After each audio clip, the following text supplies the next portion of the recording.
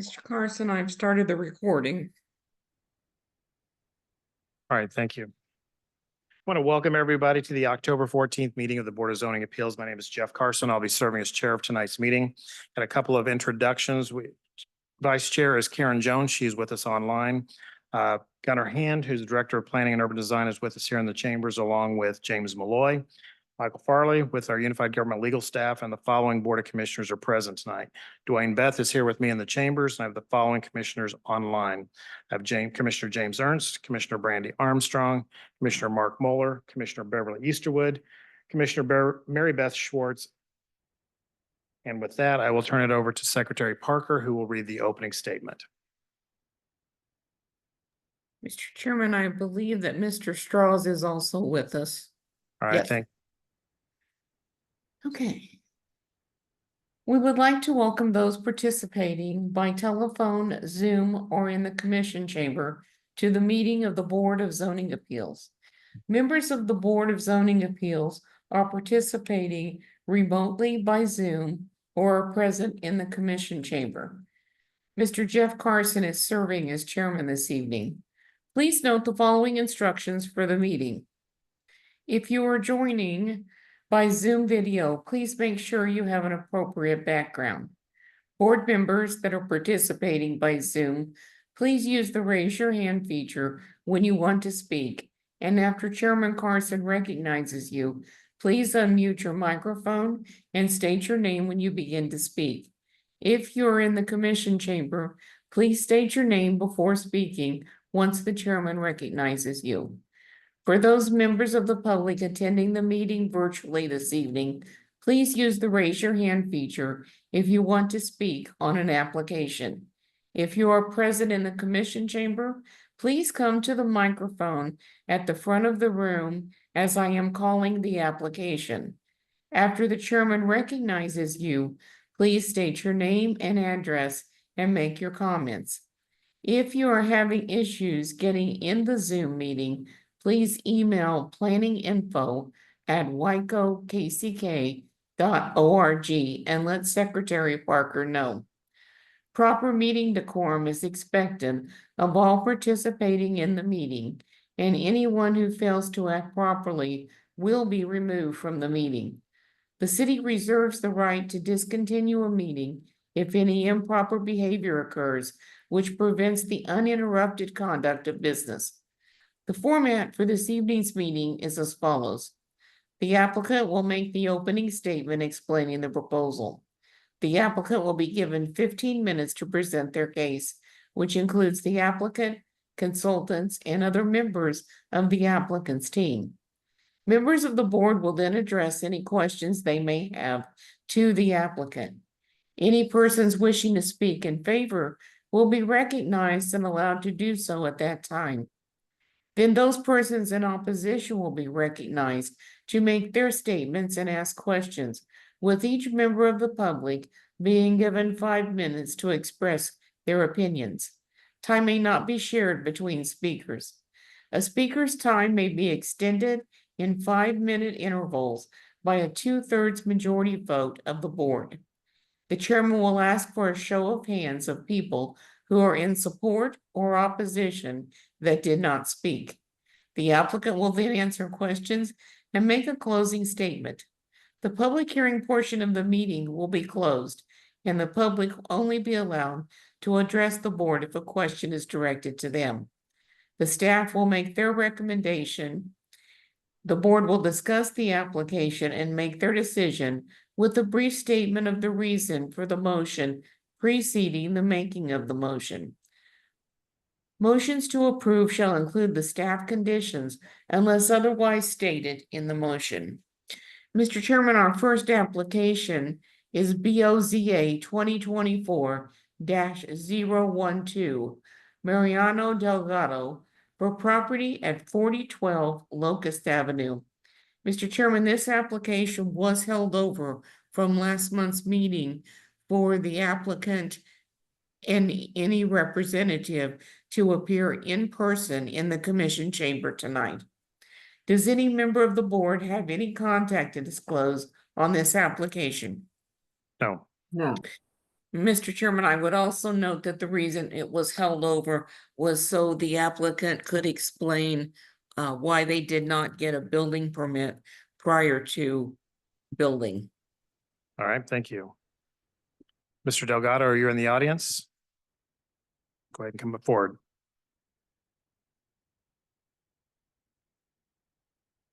If you would, please give us your name and address and tell us what you want to do here. Hi, good afternoon. My name is Mariano Delgado. My address is 4012 Locust Avenue, Kansas City, Kansas. I built a carport, and without a permit. I don't have no idea that I have to get the permit. So that's why we're here. You said you weren't aware that you needed a permit to I build it? was not aware that I have to get a Is permit for the only that. thing you built was a carport? Yeah, the carport, and it's a small storage on the back of the garage. And that's pretty much what we have in this house, I guess. What about a driveway? It's a gravel driveway. So you built a Uh, driveway also? It looks like it used to be gravel in there before. I just killed the weeds and refreshed the gravel. And so that's why it looks like I made it, so. All right, so you got a driveway and you've got a carport and then you've got a storage. On the back of the garage building. All right. And you're seeking a variance to keep both of the structures? Yes, ma'am. Because you've got another structure on the property already, correct? Yeah, it's already there. All Yeah, right, so how many structures do you have total? it's 3 of them. So you've got the house and then you've got 3 other, Well, actually, it's a detached garage. a that is, detached garage? Yeah, it's detached garage, and behind the detached garage is a small storage, or it's a storage. And then the carport. All right. Any questions from the commission of the applicant? All right, seeing none, we'll go ahead and go to the audience. Anyone in the audience want to speak to this case in favor or in opposition? Please come forward. If you're online, raise your hand. I've got Roger Avalos. Mr. Avalos, are you speaking on this case? Yes. Okay, go ahead. Give us your name and address, please. Hello, my name is Roger Avalos, and my address is 315 South 82nd Street, Kansas City, Kansas, 66102. And as Mr. Delgado mentioned, we are helping him go through this process. He did not know he needed a permit to build this carport structure. And basically, there is an existing garage, and he added to the garage. So we have existing garage plus the carport that he built. Was the So- addition of the garage, was it unpermitted also? That one, I believe it was correct. All right, so we have 2 unpermitted structures on the property. Yes, but the garage, the existing detached garage with the addition can be resolved easily with the permit plans that we submitted. All right, anything else you'd like to add? There was a neighborhood meeting. Some neighbors attended the meeting and they were okay with the structure. Since you cannot really see it from the street, it's out in the back, and this property has basically a lot of area. So they were okay with him having this additional structure. But the carport is visible, correct? Yes, but just a little bit. I don't know if they share photos of the carport from the street view. We've got them. All right, thank you. Anything else you wanted to add? Nope, that's it. All right, thank you. Anyone else want to speak to this case in favor or in opposition? Please come forward.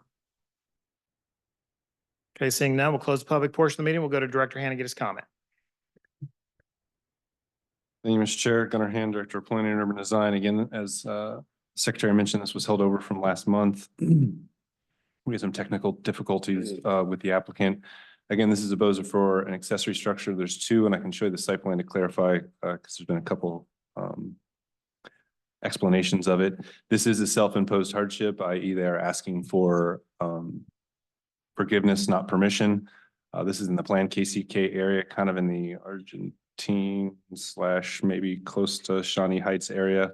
We received no letters of support, no letters in opposition. There is an NOV obviously for the unpermitted structures on the property. All right, so this is the site plan before. I think this is probably the best way to look at it. This is the old garage, which got potentially expanded. On the front of the house was a carport, or kind of like driveway porte cochere almost. And then a second garage was built over here with a second driveway. So it's still 2 accessory structures, not 3, because the carport on the front is attached to the house. Okay, so that's the clarification that I would just add to the, and again, these are all old aerials before the application. And here's where you start to see. So a couple issues. We have an unimproved driveway, which is not allowed in the unified government. You can see the gravel tracking onto the roadway already. And then this is the existing driveway, the sort of carport / porte cochere, almost like a drive-through, if you will, right? Like a entryway to a hotel when you kind of come in, porte cochere, those things. And then the driveway to the back. So as per protocol of this Board of Zoning Appeals, staff has recommended denial, again, because it's a self-imposed hardship. We do have conditions of approval if need be. Those conditions say consolidate your driveway, your current driveway, to access the new garage. So 1 driveway, 1 improved surface. If you want to change those conditions of approval, if the Board of Zoning Appeals wants to move in that direction, we can have that conversation as needed. All right, thank you. Any questions for staff?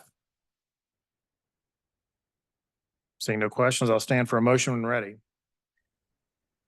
Mr. Chairman, before you take the motion, could I just make note that Commissioner Aaron Ward is with us. He's on by Zoom.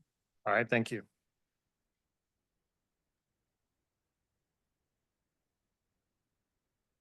Any questions or a motion, please?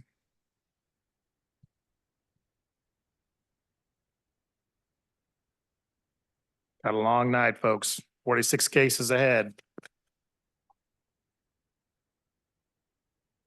Any questions or a motion, please? Go ahead, Commissioner Beth. Yeah, Gunner, if it's denied, what's the resolution on that? If this variance was denied, he would only be allowed 1 accessory structure for less than 1,000 square feet. So he'd have to resolve that. He could keep 1 of them. But it sounds like he'd have to, if he kept the original one, which was expanded, I don't know if that's over 1,000 square feet or not. But it would have to be less than, whatever's remainder is less than square feet. The porte cochere on the front needs a permit, but doesn't necessarily need a variance. But it doesn't count. Yeah, so he'd have to remove, Inova would remove the second driveway, remove 1 of the 2 accessory structures, and if need be, reduce 1 of those 2 down to 1,000 square feet. The new garage is more than 1,000 for sure. Old garage, let me get the zoom in and I can zoom in and get the math. I think it's under 1,000 square feet. So you could keep the old one or reduce the size of the new one and demolish the old one.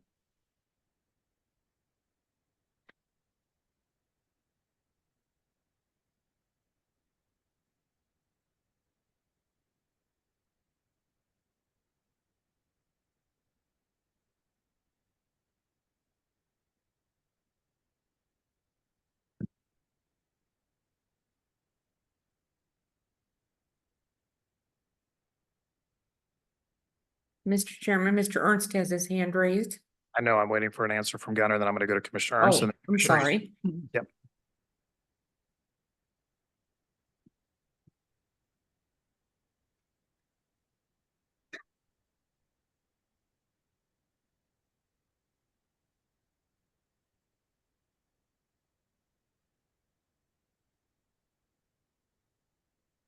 We're looking for the square footage of the existing garage, correct? Or the,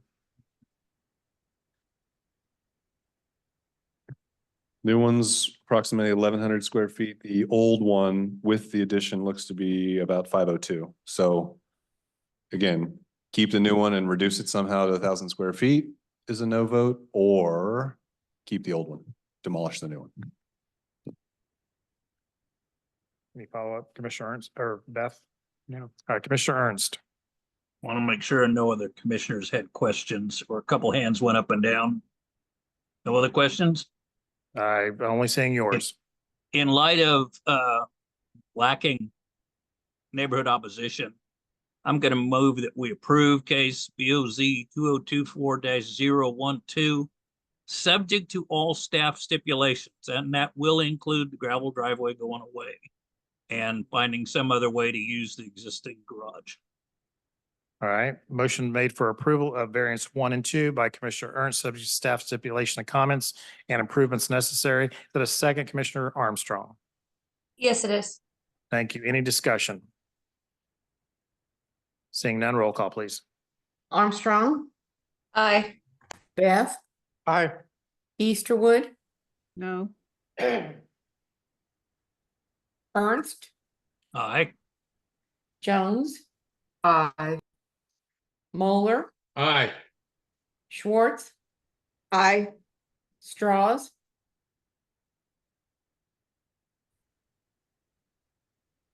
looks like we may have lost him.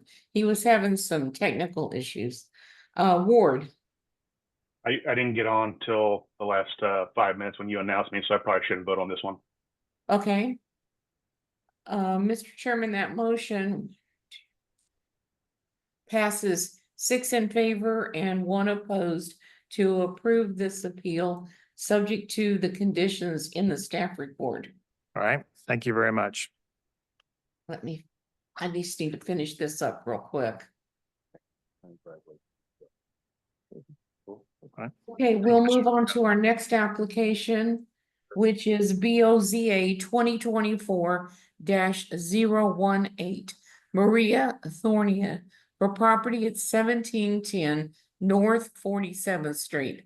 Does any member of the board have any contact to disclose on this application? No. No. Ms. Thoria? No, I'm Molly Bahrain. I'm representing Okay, go ahead and give us your name, please, and address. Molly Bahrain. I work for Cultivate Kansas City. The address for Cultivate is 4049 Pennsylvania Avenue, Casey Mo. Okay, and go ahead and tell us what you want to do here. I have a presentation. Are you all able to pull that up?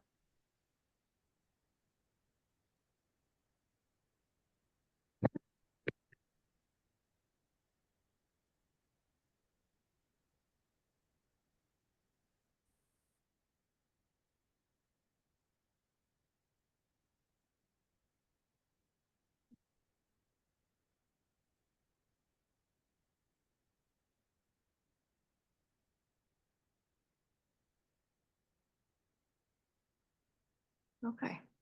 Yeah, so again, good evening. My name is Molly Bahrain. I work for Cultivate Kansas City, and I am a graduate support specialist with the New Roots program. I support graduate farmers who go through the 4-year training program. Okay, next, please. So to tell you a little bit about Maria, she has been farming for decades. She bought a home in Kansas City, Kansas, and she started her farm in 2023.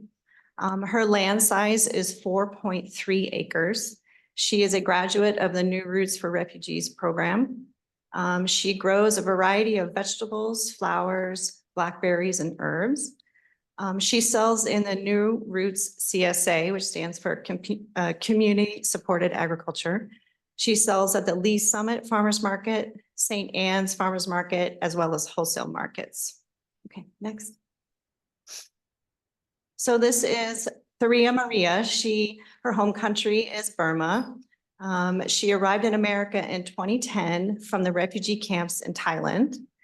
She's married, has 5 children, and she's been farming in America since 2016. And she says her favorite part is that I get to eat the fresh vegetables that I grow in my garden. That's her favorite part of growing. Okay, next. Okay, here's a few pictures of her farm. She does row crops of variety of vegetables and herbs and fruits. Okay, next. So today, our proposal is that she would like to build a high tunnel. So if you're not familiar with what a high tunnel is, it's an unheated hoop house that's covered in plastic. It's a temporary structure. It's not considered a permanent structure according to the USDA, so it can be removed at any time. Okay, next. Here's some pictures of what they look like on the inside. They typically grow in the ground in rows, just like that. Okay, next. So the positive impacts of growing in high tunnels for farmers is that they have season extensions. So they're growing foods in what they call the shoulder seasons, which is the spring and the fall. It provides some weather protection, some pest control, water and nutrient controllability, increased food production. You have higher quality produce. You can have more diverse crops, and therefore it impacts and improves and expands our local food system. So it's very important for our small farmers. Next.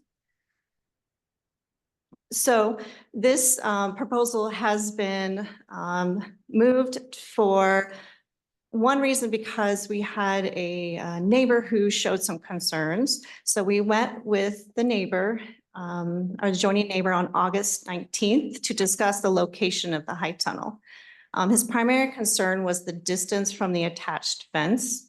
And our solution was to move the north-facing wall to the beginning of the attached garage doors. And I will show you pictures here next on what I'm talking about, but this was a solution we came up with. This is approximately 35 to 40 feet from the fence line. And then after our discussion with the neighbor, we came up with two different options on the location of the high tunnel. Okay, next. So our first option, our first choice would be the location of the tunnel would be on the south side of the property, facing east-west. And in the next slide, I will show you a map so you can get a better orientation of where it is on the property. It's approximately 25 feet from the fence line, and it's fairly flat and open terrain. In this location, she doesn't need to remove any mature trees. It's more in line with the layout of the property, and the site is already cultivated and ready to farm. So it's a good location for her. Okay, the next slide, it has a map of where that's located. So her property is narrow and long, you know, the piano key style property. So the high tunnel is 30 feet wide by 72 feet long, and it will be approximately 25 feet from the fence line. Okay, next. Our second option would be on the north side of the property facing north-south, approximately 35 to 40 feet from the fence line, starting at this garage. So if we were to choose this option, we would have to remove this garage. The site was chosen due to its flat terrain, but unfortunately we would need to remove 3 large mature trees to make this accommodate this space. Okay, next. And here is the map. You can see now it's facing north-south and 30 feet wide. So it's kind of going across the property as opposed to going parallel. Same dimensions, 30 feet wide, 72 feet long. Okay, next. So these are the accessory structures that are currently on the property. We have a detached garage, which is 420 square feet. In that picture, it's on the top left. That was built in 1970. We have 2 sheds. You can see on the top right and on the bottom left. The shed on the top right was built in 1960. That is 210 square feet. And I'm sorry, that one is the 96 square feet. And I believe the one on the bottom left, the one built in 1980, I believe that's the 210 square feet. And then we will be removing this small shed that's on the bottom right. That's approximately 50 square feet, so that will be removed. So in its place, we will be building that high tunnel, which is 2,160 square feet, for a total of 4 accessory structures, which is 2,886 square feet with all 4 accessory structures. Okay, next. Okay, that completes my presentation. Thank you. All right, thank you. Questions for the applicant? I guess I'll start. Besides moving the small shed, is there any discussion about, I mean, the issue at hand is not certainly what she's doing, the farming, that's all great. All that stuff's good stuff. The reason we're here tonight is because of the number of dwellings that she's got on the property. And then the reason why also was the location of where the high tunnel was going to be. That's why it got pushed another month so we could talk with the neighbor. Yes, those two things. Mhm. Okay. But any other discussion about removing any other structures other than the little tin shed? No. All right, thank you. Any other questions for the applicant? Seeing none, we'll go to the audience. I've got Blake's iPhone. Blake, I need you to unmute yourself, please. Give us your full name and address, please. All right, my name is Blake Lostel, and I was late, but I think what she's trying to do is wonderful. But I had something on the agenda. I just misread the time. Sorry. All right.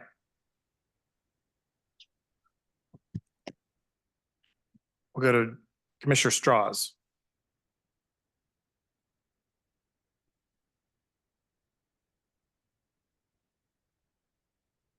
Joseph Straws, I've got you, you have your hand up?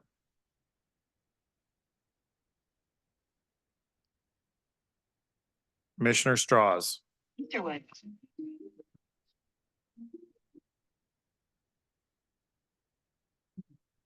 All right, I'm not seeing any other hands raised and Commissioner Straws is not reaching out, so I'm going to go. Anyone else want to speak to this case in favor or in opposition? Raise your hand or come forward. Yes, sir. Please go ahead and come to the mic. Give us your name and address. I'm a neighbor, James. Yeah, your name and My address. name's James Gibson. I live at 1720 right next door. Their option one, I would like to see if they want to do it. I'm sorry, say that again. I said their option one, I wouldn't mind at all. I'd rather see that than option two. So that would be running down the fence line, I'd correct? be running on the their south side of their property. All right. Fence line, yeah, All right. that'd be fine with me, like being the neighbor. All right. And you live across the street or next door? I live right next beside them. So you would be next to the high tower? No, there's nothing on the other side of the high top. Or All where right. they're gonna put it, there's nothing there but an open field Okay. where All they right. want to put it. All right. But you're okay with it running down the fence line? Yeah, on option one. All right. Thank you. Option one was on the north side. You better look again. Look again. All right. Let's get clarification. All right, sir, I need you to talk to me. Sir, I need you to talk to me. Okay. Well, she needs to look again because she's showing it front, back, east and west. All right. That was option one earlier. First choice shows it running down the fence line, correct? That's on the south side. Yes, And you're in favor of option one. option one. The second choice comes up next to my property line. All right. All right. Anything else? Nope, that'd be it. All right. Thank you. Anyone else want to speak to this case in favor or in opposition? Come forward. All right. Seeing no one, we'll go ahead and close the public portion of the meeting. We'll go to Director Hannah, get his comment. Thank you, Mr. Chair. Gunnar Hand, Director of Planning and Design. Let me get back to the right.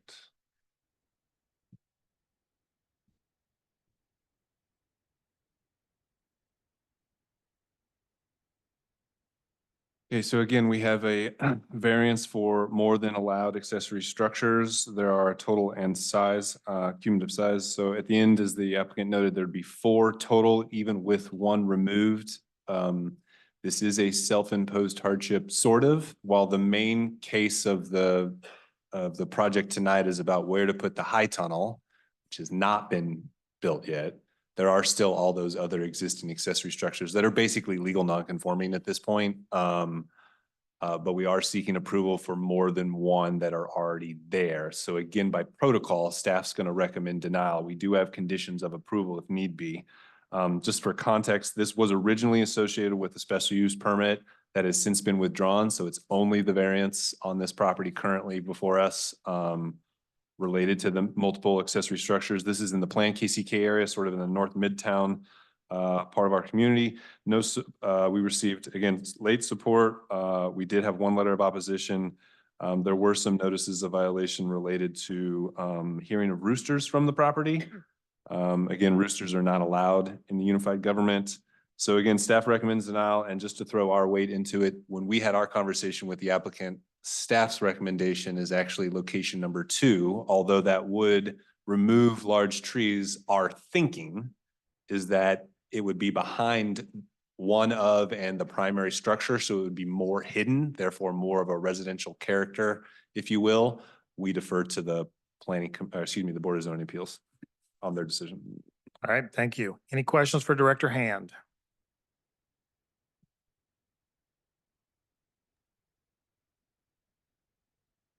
I have one, Sharon Carson. Sure, Commissioner Jones, I'm sorry.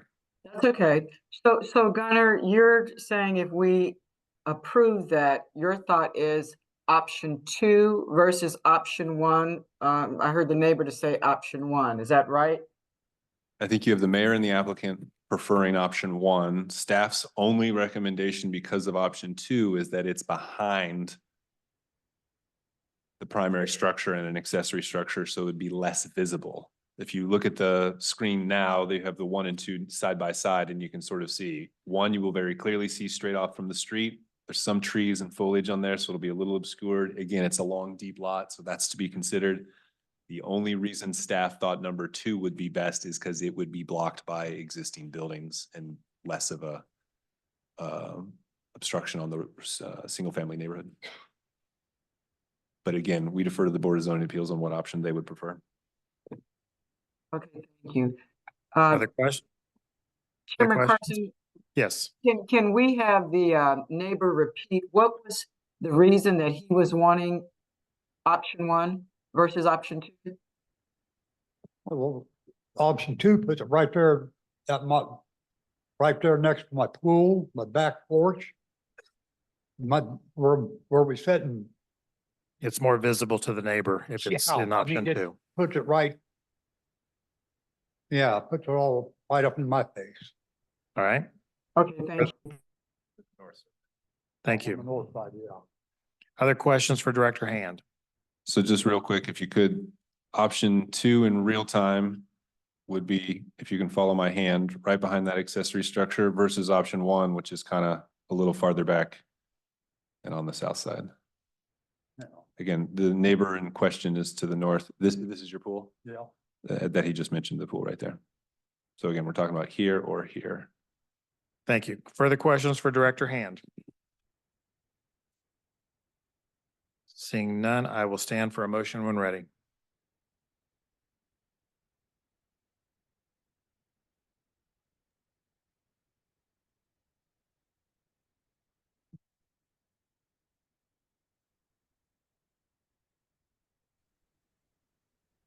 We have the theme song from Jeopardy we could cue up when we're having these awkward moments of silence. Commissioner Easterwood, go ahead. Yes, Mr. Chairman, I move for denial. Okay, motion for denial. Can you go ahead and give me a reason for denial, Commissioner Easterwood? Because it doesn't comply with conditions for the neighborhood. All right, thank you. Motion made for denial by Commissioner Easterwood. Is there a second? I'll second. Seconded by Commissioner Beth. Any discussion? Seeing none, roll call, please. Armstrong. No. Beth, Aye. Easterwood, Aye. Ernst, Aye. Jones, Aye. Moeller, No.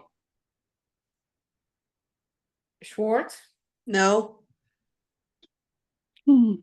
Draws, I wasn't here for the beginning, so I'm gonna abstain from voting on this one. okay. Ward, Aye.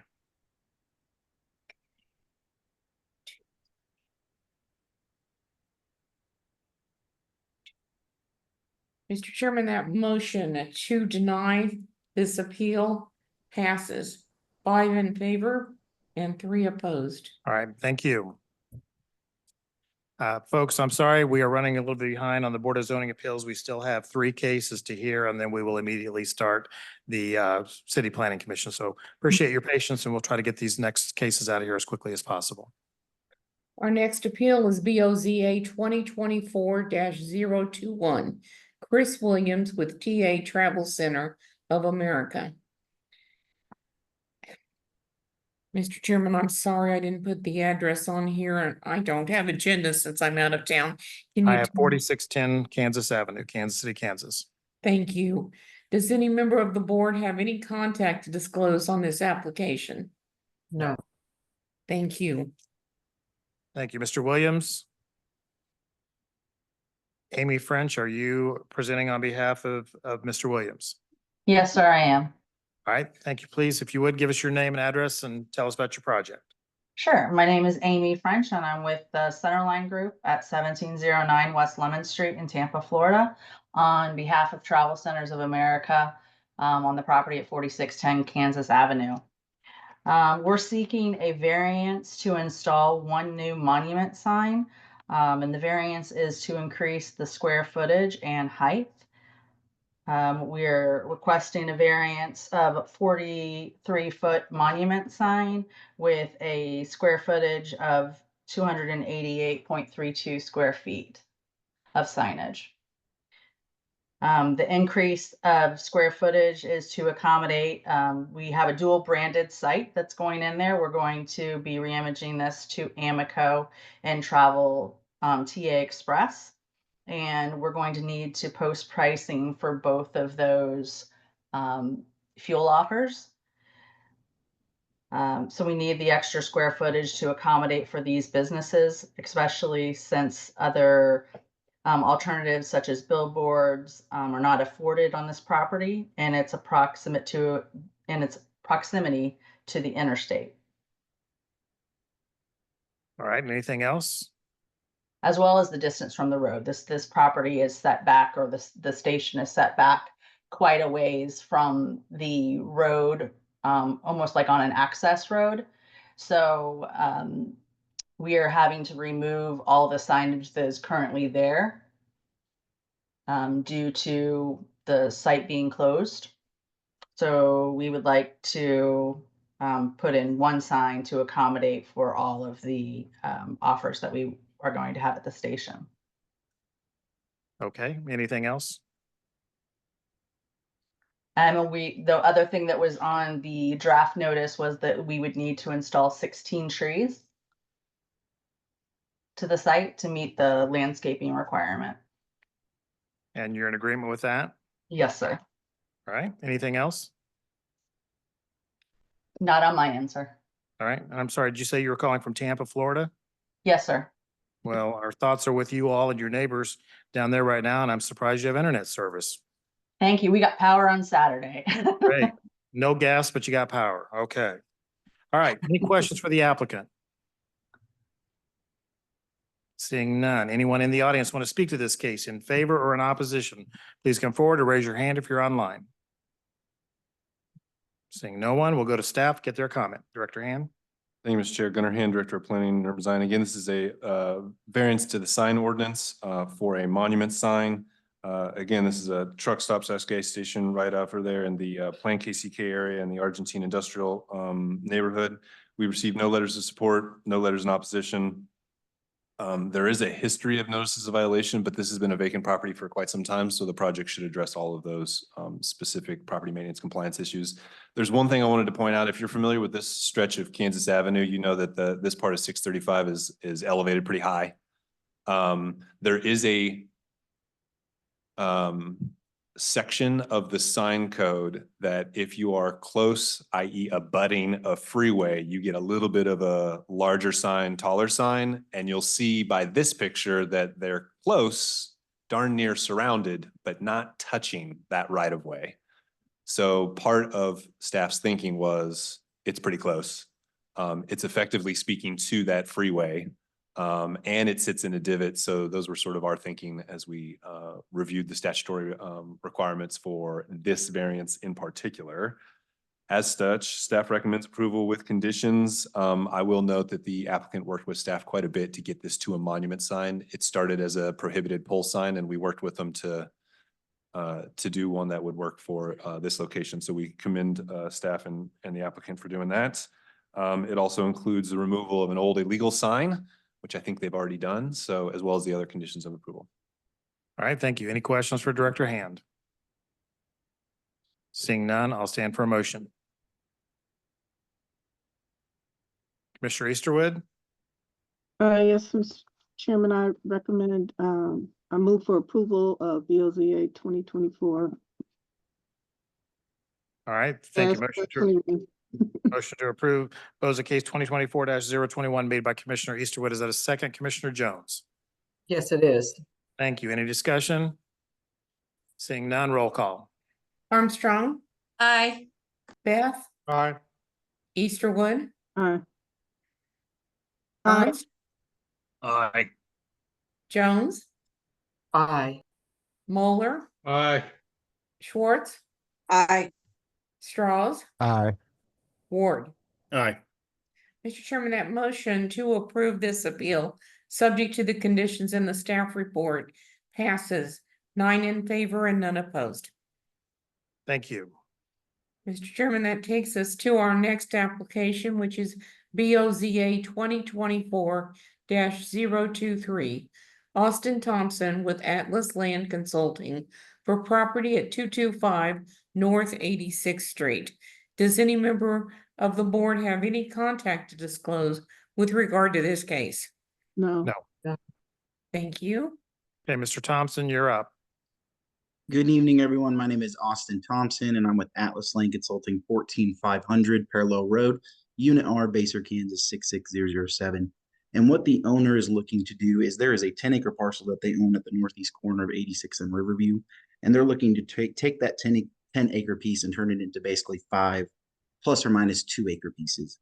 So the reason for the variance is because 86 is considered a major street, and so the property is zoned R1, and all of the lots currently meet the R1 zoning, but it's just because the classification of 86 that it requires what would be considered like the same size as agriculture zoning. And there are some other properties that are very similar around the 1.5 to 2 acre mark that are along 86th Street. So it's definitely, goes with the neighborhood. We worked with staff pretty close on this, and they did a great job helping us. And I'd be happy to answer any questions that you guys may have. All right, thank you. Any questions for Mr. Thompson? Seeing none, anyone in the audience want to speak to this case in favor or in opposition, raise your hand or come to the microphone. Seeing no one, we'll go to Director Hannah, get his comment. Thank you, Mr. Chair. Gunnar Hand, Director of Planning and Design. As the applicant mentioned, again, this is a BOZA related to a plat that you'll hear later this evening at the City Planning Commission. That's plat 2024-023 for 5 lots. And just as the applicant mentioned, there are certain standards for new parcels abutting a major roadway. We've had these variances come through quite a bit and have addressed them accordingly. Real quick, this is in the Plan Casey area, South Midtown, so sort of just south of I-70. Again, all proposed lots in the plat would be R1 compliant, but not meet this standard because of the, I believe it's a major collector, that segment of 86th Street. So again, no support, no opposition, no notices of violation. Staff recommends approval with conditions. Again, you can sort of see similar type parcels in and around this specific intersection. So we didn't feel like it did not meet the character of the neighborhood. It does meet the character of the neighborhood. And if I were to zoom out a little bit, the other point I would make is there's a condition of approval from the Sidewalk and Trails Master Plan adopted into the GODOT Countywide Mobility Strategy by reference.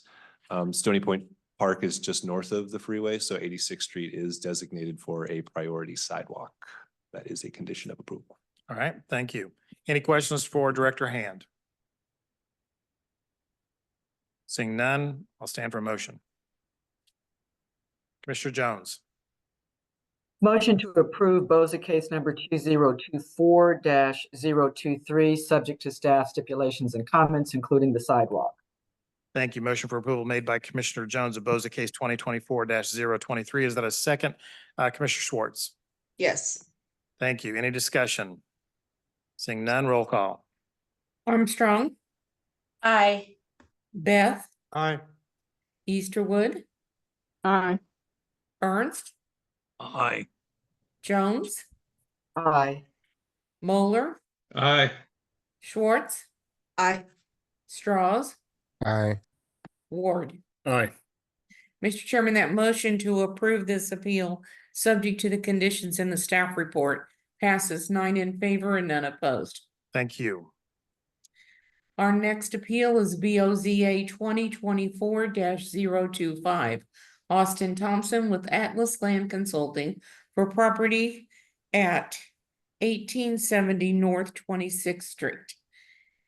Does any member of the board have any contact to disclose on this application?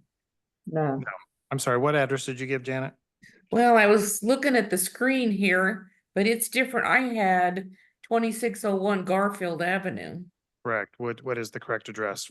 It's 2601 Garfield Avenue. There's an error in the slide. All right. Okay, thank you. Okay, Mr. Thompson, once again, you're up.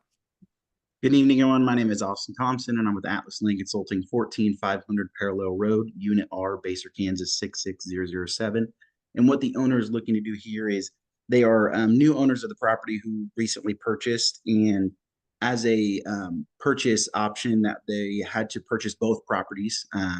And so one is a larger, older church, and the other is a residential home. And so that was part of the deal, is if you had to buy one, you had to buy both. And so this variance is here to make these lots conforming. Currently, the property line runs through the residential's garage. And so this plat that you'll hear later in these variances are to bring both of these properties into compliance. We worked with staff closely. They helped us create the line. They did a great job. And then I'm happy to answer any questions. And the owners are also in person there, but they'd be happy to answer any questions you guys may have as well. All right, thank you. Any questions for Mr. Thompson on this case from the commission? Seeing none, we'll go to the audience. Anyone want to speak to this case in favor or opposition, please come forward or raise your hand if you're online. Seeing no one, we'll go to Director Hannah, get his comment. Thank you, Mr. Chair. Gunnar Hand, Director of Planning, Urban Design. Again, we have a variance for lot width, area, front, interior, side yard, rear setbacks. This is associated with plat 2024-030, which will be heard by the City Planning Commission excuse me, later this evening. This is in the Northeast Area Plan. Staff received no letters of support, no letters in opposition. There's some older notices of violation related to it being a formerly or currently vacant property, again, which should be addressed by the new owners in the proposed project. Staff recommends approval with conditions. And I would just real quick, not that we're talking about the plat, but to show you the plat. So basically you can kind of see here is two parcels that were split, but they were split incorrectly. So we're basically moving a line. And when you move that line, you break up all the legal nonconformance of that house and that parcel. And so that's what all the variances are. So we've seen this before, right?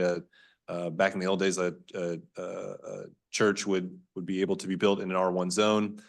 They would often build a rectory as a part of that single parcel. At some point, those had to get split when the church closed and so on and so forth. And so when they bought both of them to fix them all up, they did that. Now, a condition of approval real quick on this variance, and I believe it's in the plat as well. When they move this line, what we get is split zoning, CPO and R1. So one of the conditions of approval is at some point to come back and fix that on paper for us, but staff recommends approval. All right, thank you. Any questions for staff? Seeing none, I'll stand for a motion when ready.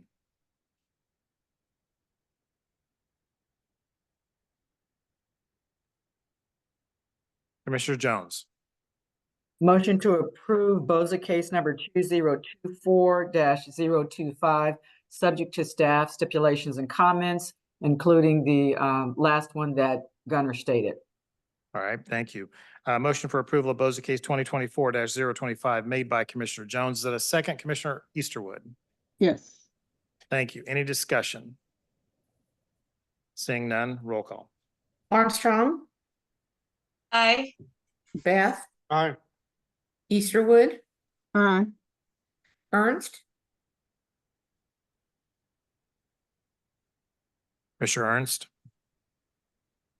Working on it. Aye. thank you. Jones,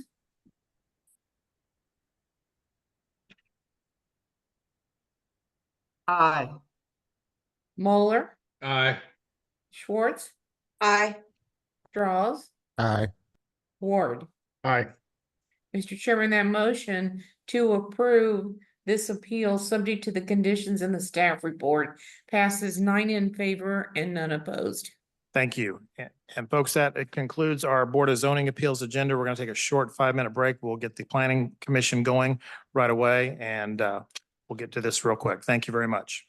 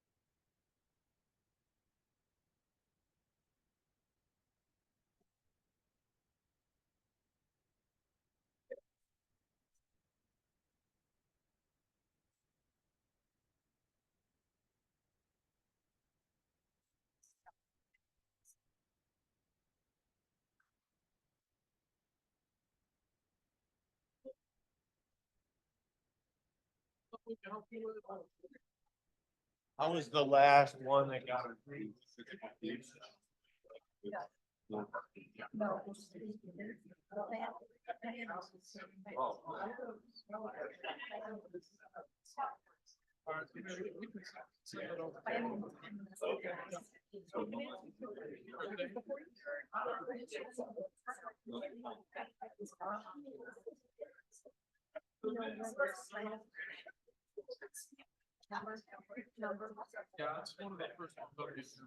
Two-minute warning.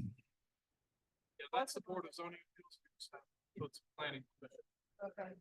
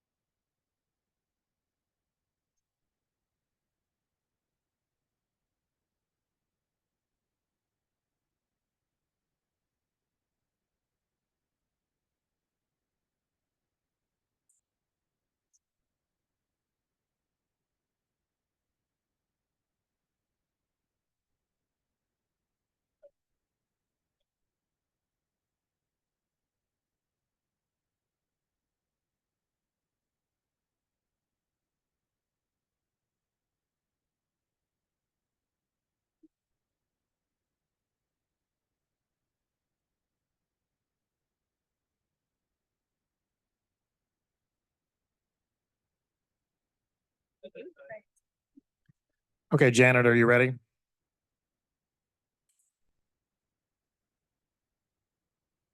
Yes, sir, I am. Thank you, everyone, for your patience. I want to welcome you to to the October 14th meeting of the City Planning Commission. Once again, my name is Jeff Carson. I'm chairman of tonight's meeting. Karen Jones is serving as the vice chair. She's with us online. Staff with us tonight, we have Gunnar Hand, who's the director of planning and urban design. We also have James Malloy with the department, and Janet Parker, who's the executive assistant to the Department of Planning and Urban Design. She is online. Michael Farley is with us with the Unified Government Legal Counsel, and the following commissioners are present with us this evening. Here in the chambers with me tonight is Commissioner Dwayne Beth. Online, we have Commissioner Brandy Armstrong, Commissioner Aaron Ward, Commissioner James Ernst, Vice Chair and Commissioner Karen Jones, Commissioner Mark Mueller, Commissioner Beverly Easterwood, Commissioner Joseph Strauss, and Commissioner Mary Beth Schwartz. And with that, I will turn it over to Secretary Parker. She'll read the opening statement on how we'll run tonight's meeting, and we'll get started. Mr. Chairman, before I read the statement, as per our discussion earlier today, we have two applicants that we have held their applications for 90 days as they prepared their plans. They are not ready to move forward tonight, but we cannot administratively delay their applications anymore. So they are coming before the Planning Commission tonight to request a 90-day holdover. And so in order to expedite and dispose of these applications, we're going to move them to the front of the agenda. And unless there are people that are in opposition, or it gets to where it's a public hearing, and then we'll move them back to their original positions.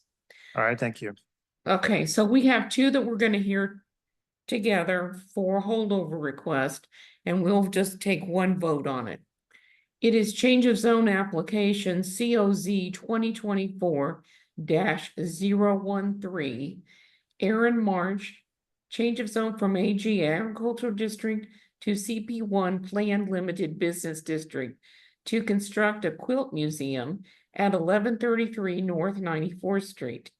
The other one is for a special use permit SP 2024-021 for Aaron March to special use permit to utilize the quilt museum as an event space at the same address. I believe that there is a representative present that is going to ask for the 90-day holdover. All right, thank you. Would that be you? Okay, your name and address, please. My name is Melissa Van Crum, 5250 West 116th Street in Leawood, Kansas, with Rouse Fretz White Goss Law Firm. I'm here tonight on behalf of the applicant, the Linda Houston Foundation, and Linda Houston is here with us today as well. But what staff had indicated is correct. We are here to request a 90-day continuance today. All right, thank you. Thank you. Is there anyone in the audience that came tonight to speak to this case in favor or in opposition? At this time, if you want to raise your hand or come to the microphone, now would be the time to do so. Okay, is there anyone online? I have Samsung SM S91AU. Clever name. Are you wanting to speak on the Quilt Museum case? Samsung? All right, we're going to lower your hand. All right, so I'm not seeing anyone. Any questions from the commission about the request for a holdover? Staff, do you have any comment? Gunnar Hand, Director of Planning, to resign. We agree with the requested holdover. All right. Any questions for staff? If not, I'll stand for a motion for the request for holdover. Sorry, Samsung just woke up. All right. Commissioner Jones. Motion to approve case number change of zone 2024-013, as well as special use permit case 2024-021, holdover for 90 days as requested by. Motions for a holdover for 90 days on change of zone request 2024-013 and special use permit 2024-021. Is that a second, Commissioner Easterwood? Yes, it is. All right, thank you. Any discussion on the motion for holdover? Seeing none, roll call. Mulder, Aye. Schwartz, Aye. Strauss, Aye. Ward, Aye. Armstrong, Aye. Beth, Aye. Easterwood, Aye. Ernst, Aye. Moeller. Oh, you already voted once, sorry. Mr. Chairman, Janet, I think you skipped me on that one. who did I skip? Commissioner Karen Jones. Jones, aye. I'm sorry. That's okay. Jones, I've got 9-0. Is that consistent with your count? Mr. Chairman, that motion to hold over these two applications until the January 13, 2025 meeting passes 9 in favor and none opposed. Thank you. Thank you, ladies. Our next application that we have a 90-day holdover request is for special use permit application SP 2024-033. Ryan Dink with McEnany Van Cleve and Phillips. Renewal of a special use permit for a clean rubble landfill at 1500 and 1500R South 73rd Street. All right, thank you. Mr. Dink, are you in the audience? Anybody representing? Here we go. Ms. Dumovich, are you representing the applicant in this one? Yes, I am. All right. Go ahead. Your name and address. Catherine Dumovich, 10 East Cambridge Circle, Kansas City, Kansas, 66103. And you're here tonight too. I'm here tonight to request a 90-day holdover. All right. Any questions for the applicant? Seeing none, anyone in the audience came tonight to speak to this case, please raise your hand or come forward. All right, seeing none, we'll go to Director Hannah, get his comment. Gunnar Hand, Director of Planning and Urban Design.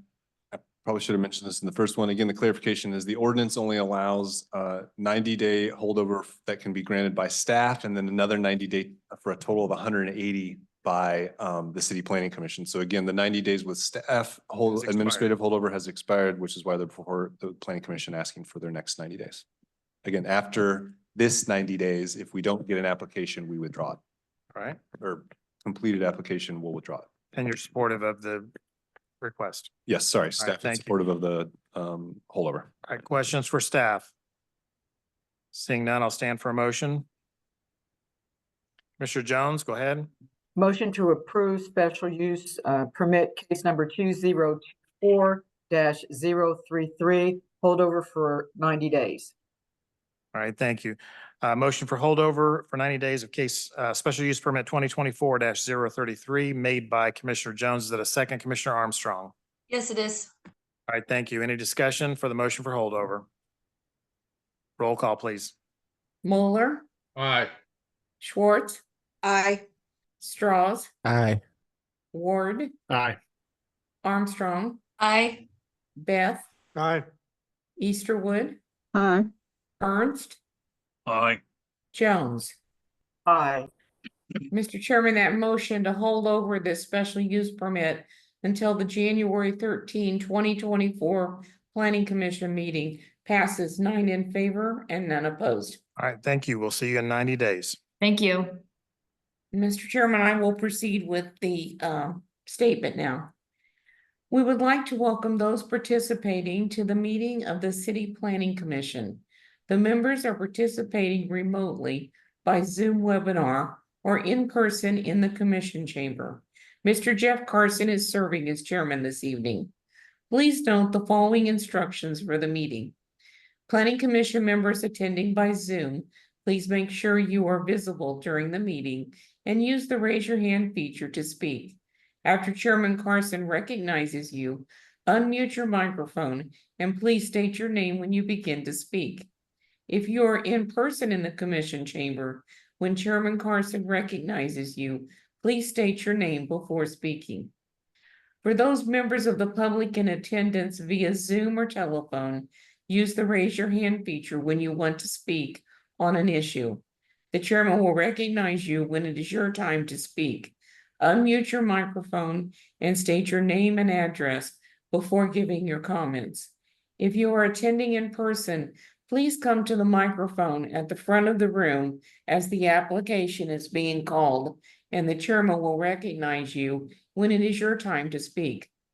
Proper meeting decorum is expected of all participating in the meeting, and anyone who fails to act properly will be removed from the meeting. The city reserves the right to discontinue a meeting if any improper behavior occurs, which prevents the uninterrupted conduct of business. The Planning Commission is a voluntary body of citizens which will review each zoning proposal. For all change of zones, special use permits, vacations, and preliminary plan reviews on tonight's agenda. The Planning Commission makes recommendations to the Unified Government Board of Commissioners, who will then make the final decisions on Thursday, it's Wednesday this month, Wednesday, October 30, 2024. For final plats and final plan reviews heard tonight, the Planning Commission's decision is final and there will not be another hearing. The format for this evening's meeting is as follows. The applicant will make the opening statement explaining the proposal. Please note that the applicant will be given 15 minutes to present their case. The 15 minutes includes the applicant, consultants, and other members of the applicant's team. Members of the Planning Commission will then address any questions they may have to the applicant. Any persons wishing to speak in favor will be called upon and allowed to do so at that time. Then those persons in opposition will be called upon and allowed to make their statements and ask questions. Please note that each member of the public who wishes to speak will be given 5 minutes to express their opinions. Time may not be shared between speakers. A speaker may request to extend their time, and the Planning Commission may, by 2/3 majority vote, extend any speaker's time in 5-minute increments. The chairman will ask for a show of hands of those persons in support and in opposition that do not wish to speak. The applicant will then answer questions and make a closing statement.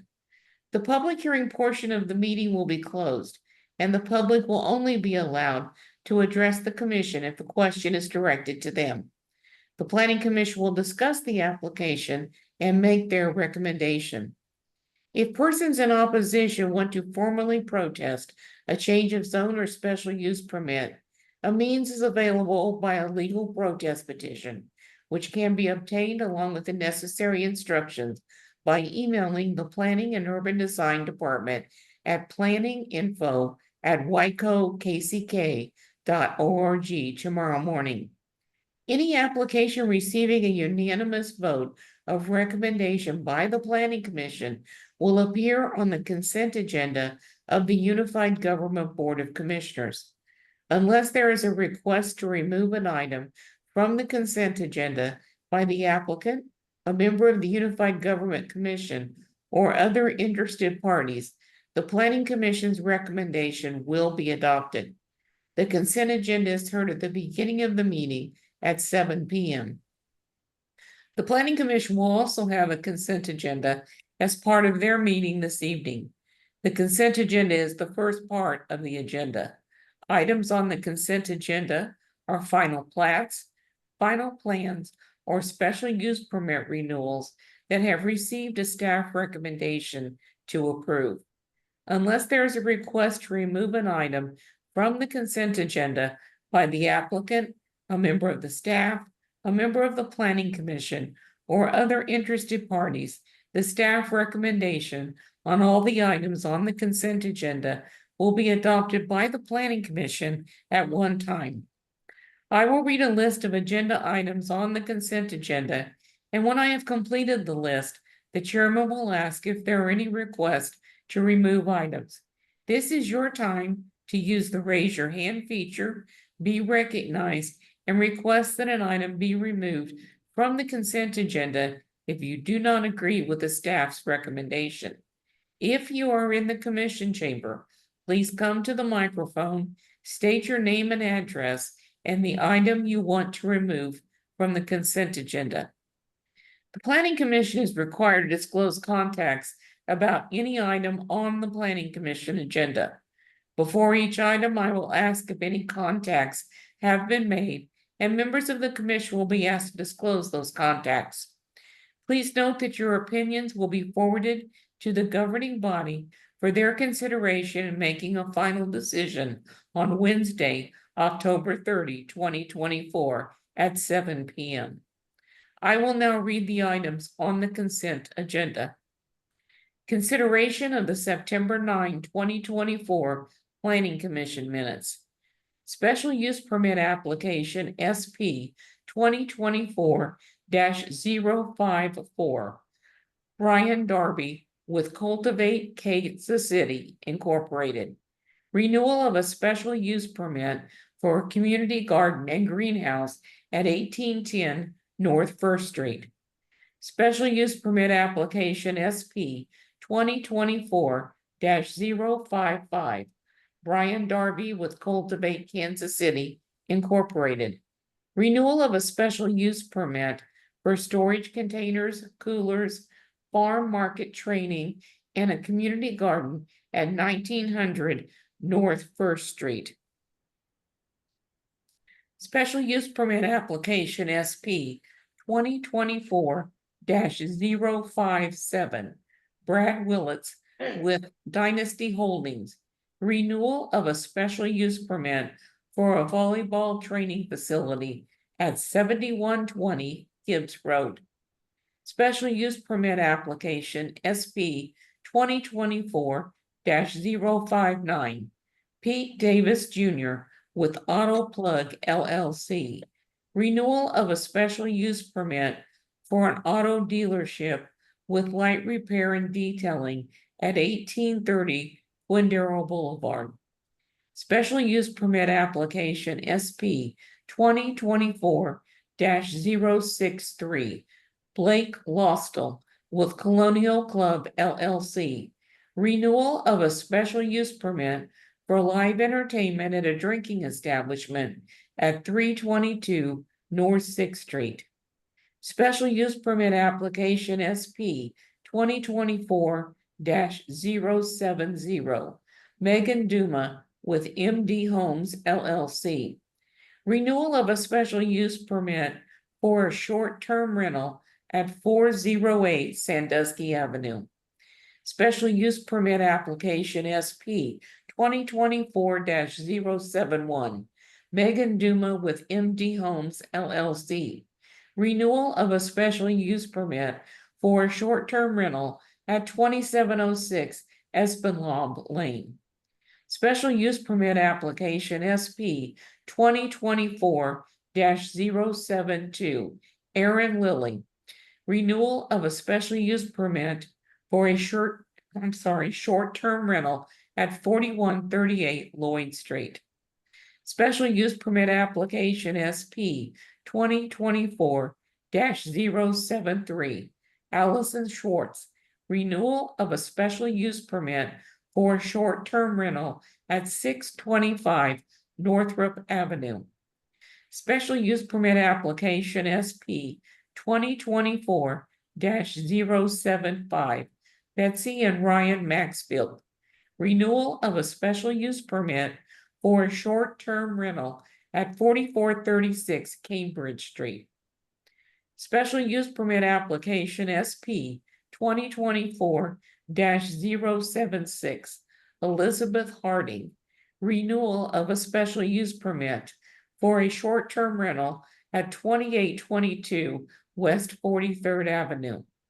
Special use permit application SP 2024-078. Madison Burr Sinus.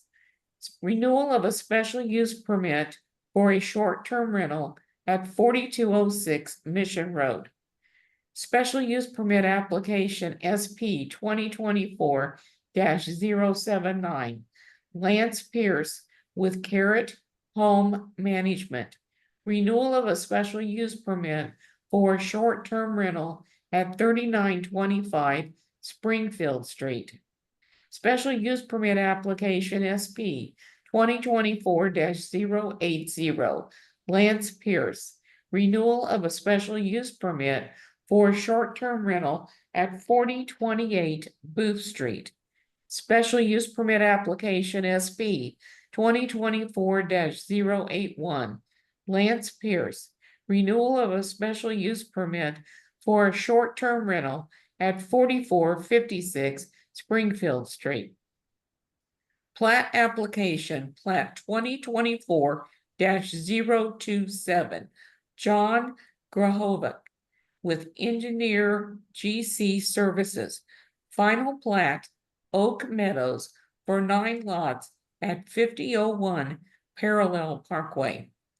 plat application, plat 2024-031, Brian Lavery, final plat, Homefield Golf for one commercial lot at 9400 State Avenue. That application also has a corresponding plan review, PR 2024-027, Brian Lavery, final plan review for a golf entertainment complex at 9400 State Avenue.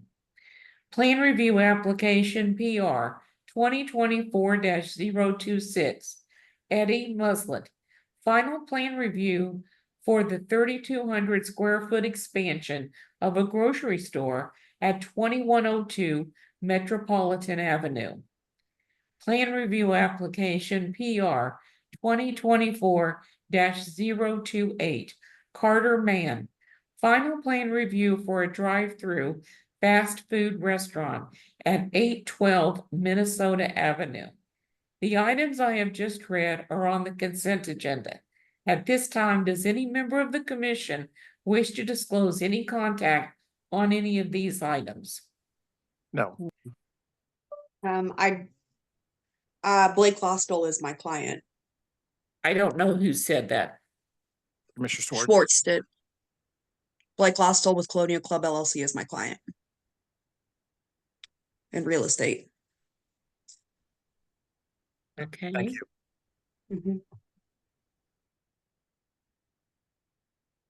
Does anyone else have any contact? Oh, Mr. Ernst does. SP 2024-057. I've had contact from any number of people over the past few years, but I'm intending to pull it off of consent, so. Okay. Mr. Chairman, please include the following items as part of the record for all of the items on the consent agenda. The city's currently adopted zoning and subdivision regulations, the official zoning map for the area in question, the city's currently adopted master plan for the area in question, the staff report and attachments dated October 14, 2024, the application, other documents, plans, pictures, and maps submitted by the applicant in furtherance of the case and contained in the official file, the publications in the Echo for the special use permits, and the notices to property owners. The commission will vote to approve in one vote these items unless someone requests that an item be removed from the consent agenda. All right, thank you. Commissioners, any item on the consent agenda you want removed? Commissioner Ernst. SP 2024-057, Dynasty Holdings. Like it removed. All right. Thank you. Anyone else?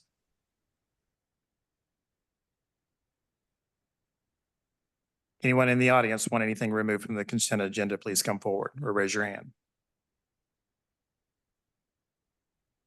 All right, seeing none, I'll go ahead and entertain a motion on, sorry, you need to come up.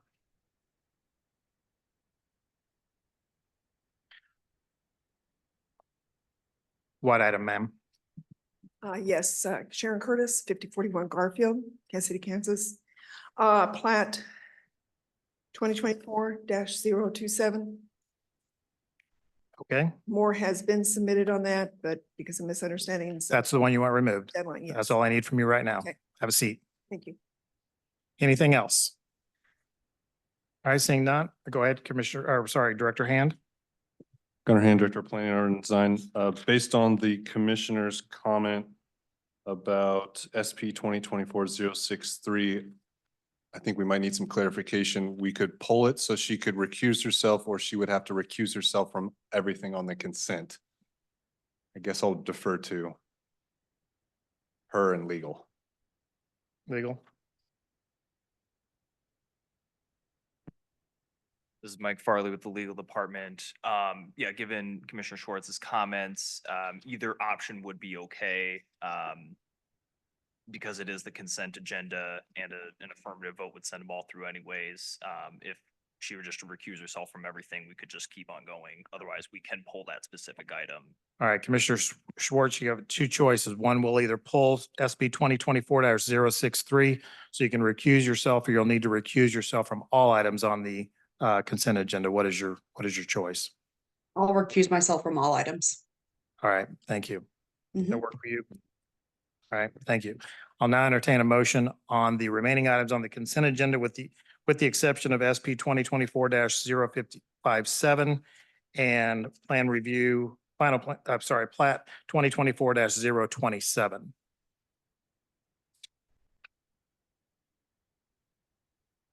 Is there a motion to approve the remaining consent agenda items? Commissioner Jones. Motion to approve the remaining consent agenda items. All right, thank you. Motion to approve the remaining consent agenda items other than the two that were pulled off. Is that a second, Commissioner Strauss? It is, yes. All right, thank you. Any discussion? Seeing none, roll call. Could you give me just 1 second, please? Yes. Sorry. Got to get caught up here. Okay, Moeller, Aye. Strauss, Aye. Ward, Aye. Armstrong, Aye. Beth, Aye. Easterwood, Aye. Ernst, Aye.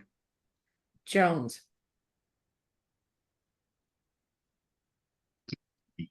Mr. Jones, Aye. thank you. Mr. Chairman, that motion to approve the remaining items on the consent agenda, subject to the conditions in the staff report, passes 8 in favor and none opposed. Thank you. For those of you that are here and you heard your case on the consent agenda, they've all been approved with the exception of the two that were pulled off. You're welcome to leave. If you want to stay for the entertainment, you're welcome to. We're going to be on camera a little bit later. You're welcome to do that as well. Thank you. Mr. Chairman, we're going to go back and call the first item in the order that we received it. Special use permit application SP 2024-057. Brad Willits with Dynasty Holdings, renewal of a special use permit for a volleyball training facility at 7120 Gibbs Road. And Mr. Chairman, I would note for the record that we did receive information in opposition to this special use permit. One item was submitted today, and we had an email on Friday that was submitted. All right, thank you. Mr. Willis, are you in the audience? Yes. Good evening, Planning Commissioners. Melissa Van Crum, 5250 West 116th Street, Leawood, Kansas. I'm here on behalf of the applicant, Dynasty Holdings. Mr. Willits and Mr. Larson are both also here in attendance, who are principals of the company that is the owner and operator of the facility as Okay. well. Thank you. Go ahead and tell us what you'd like to do here. Sure. The request today is for a renewal of a conditional use permit that has been in operation since 2012 on this particular site. It is a former elementary school. My understanding is it sat vacant for a while before it was taken over and remodeled to be a training facility for youth for volleyball. It has both indoor and outdoor courts. It was originally approved in 2012 for 2 years for a conditional use permit. In 2014, it was renewed for an additional 10 years. And in 2016, the applicants requested an expansion, basically, of the facility. I think demolished one building, built a new gym, and increased the number of indoor courts to 6 courts. And that effectively doubled the number of indoor courts at the facility. They've continued to operate since 2016 on the property. There are, I think, some misconceptions amongst in some of the information from neighbors that we've seen about changes that have happened since that time. It has had 8 courts in the original plans, and you can look back at the previous approvals in terms of the outdoor courts. That has remained consistent over time. And the teams practice in 2-hour blocks over time. So there is traffic that comes in as those teams change out over time. But regardless of the number of teams, there's the same amount of courts. There are not tournaments that take place on the indoor courts. So the spectators that attend on the indoor courts are just parents who've chosen to stick around and watch practices, that type of thing. There are tournaments on the outdoor courts, but those are 2 members per team. So you have a significantly lower amount of people that participate in those. The indoor and the outdoor courts operate in separate seasons. So you ultimately have the outdoor courts, the sand volleyball operates at a time period, obviously during the summer, while the indoor operates at a different time period. But ultimately, the sand volleyball that's outdoor is a pretty important element of the operation because it's one of the only places for kids to practice on sand volleyball courts. The others tend to be at bars that are much less appropriate for children to be able to practice and get that type of experience and activity in. We're aware that there are some neighbors that have been concerned about traffic and parking and those types of concerns. There have been issues with overflow parking at specific times, namely with tryouts, with some open gyms as well, and in some of the transition times. So we've been working on tweaking those and also have a development plan proposal that is planning to move forward. We've been working with staff on that to add about 15 additional parking spots to be able to have additional space to manage the traffic during that time period. And I'd like to introduce Mr. Willits. He has just a little bit of background to give about the facility and their operation. All right, thank you. Brad Willits, 1145 South Garden Street, Olathe, Kansas, 66061. Brian Larson and I and Karen Carroll are the 3 owners of Dynasty Holdings. We were developing a volleyball club to try to do better training than what was out there. The school was brought to our attention because it had been abandoned and we thought we could find a use for it. Not too many uses for an old elementary school back in the middle of nowhere. We've made it work. We've invested back every penny that we've gotten from the club and holdings. We put over $1.2 million into that building. We do not take any profit from the business. We draw a salary. I draw a small salary. As a club director, Brian and Karen take their small salary. And we just want to continue it for the kids. We're not here for our benefit. We're just here to continue it for them. And I'll leave it at that. All right, thank you. Yes, sir. Go ahead. Your name and address also. Can I grab a water? My throat's. Sure. Is it okay? Thank you so much. Brian Larson, 11326 South Parish Street, Olathe, 66061. Thanks for hearing us tonight. We started as a small volleyball club with 3 teams back in 2008. And we grew and we're looking for warehouse space, and the Morris Elementary School had sat on the market for 4 years. So one of our parents was a real estate attorney and turned us onto the property.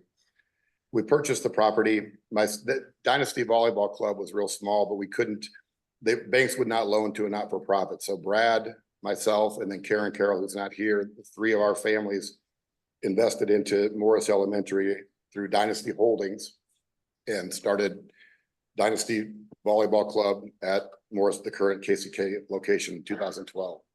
2016, then we had 3 courts, and there was an old baseball field out back that wasn't being used, and we overgrown with weeds and just a mess. So we put 8 sand courts on there in 2012 when we opened. I apologize. And so our facility is we call the Dynasty Volleyball Academy and Community Center, and we've hosted active shooter training for the Wyandotte County Sheriff's Department. We look to give back at every point. You know, the one thing that I'm realizing over time, and it really, I'm a volleyball guy. Brad's the facility manager. I control all the programming for Dynasty, so therefore, we've got the ability to control what comes in and out of the parking lot through staggering times and make that work. So I couldn't tell you, I mean, we take so much pride in our facility, the school, giving inner city kids scholarships and giving back. You know, youth sports has grown, that it's a ministry to us. So I just want to let you know that I'm proud of what we've got, want to work with the neighbors and really and truly anything that comes to regulations, you know, we can comply through simple programming staggers. Okay. Anything else you want to add?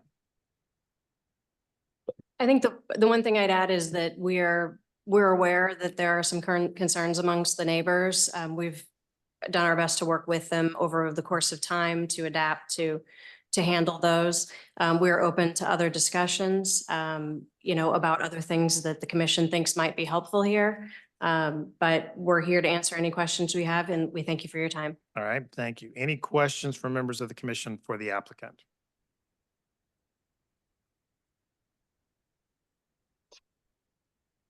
Commissioner Ernst.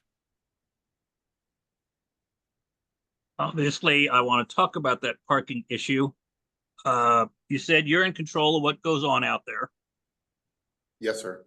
but you have not made what I would consider good faith attempts to mitigate the parking problems over this past 10-year period. So to come before us now that you need something and say we're glad to work with people and take care of it seems a little late to me.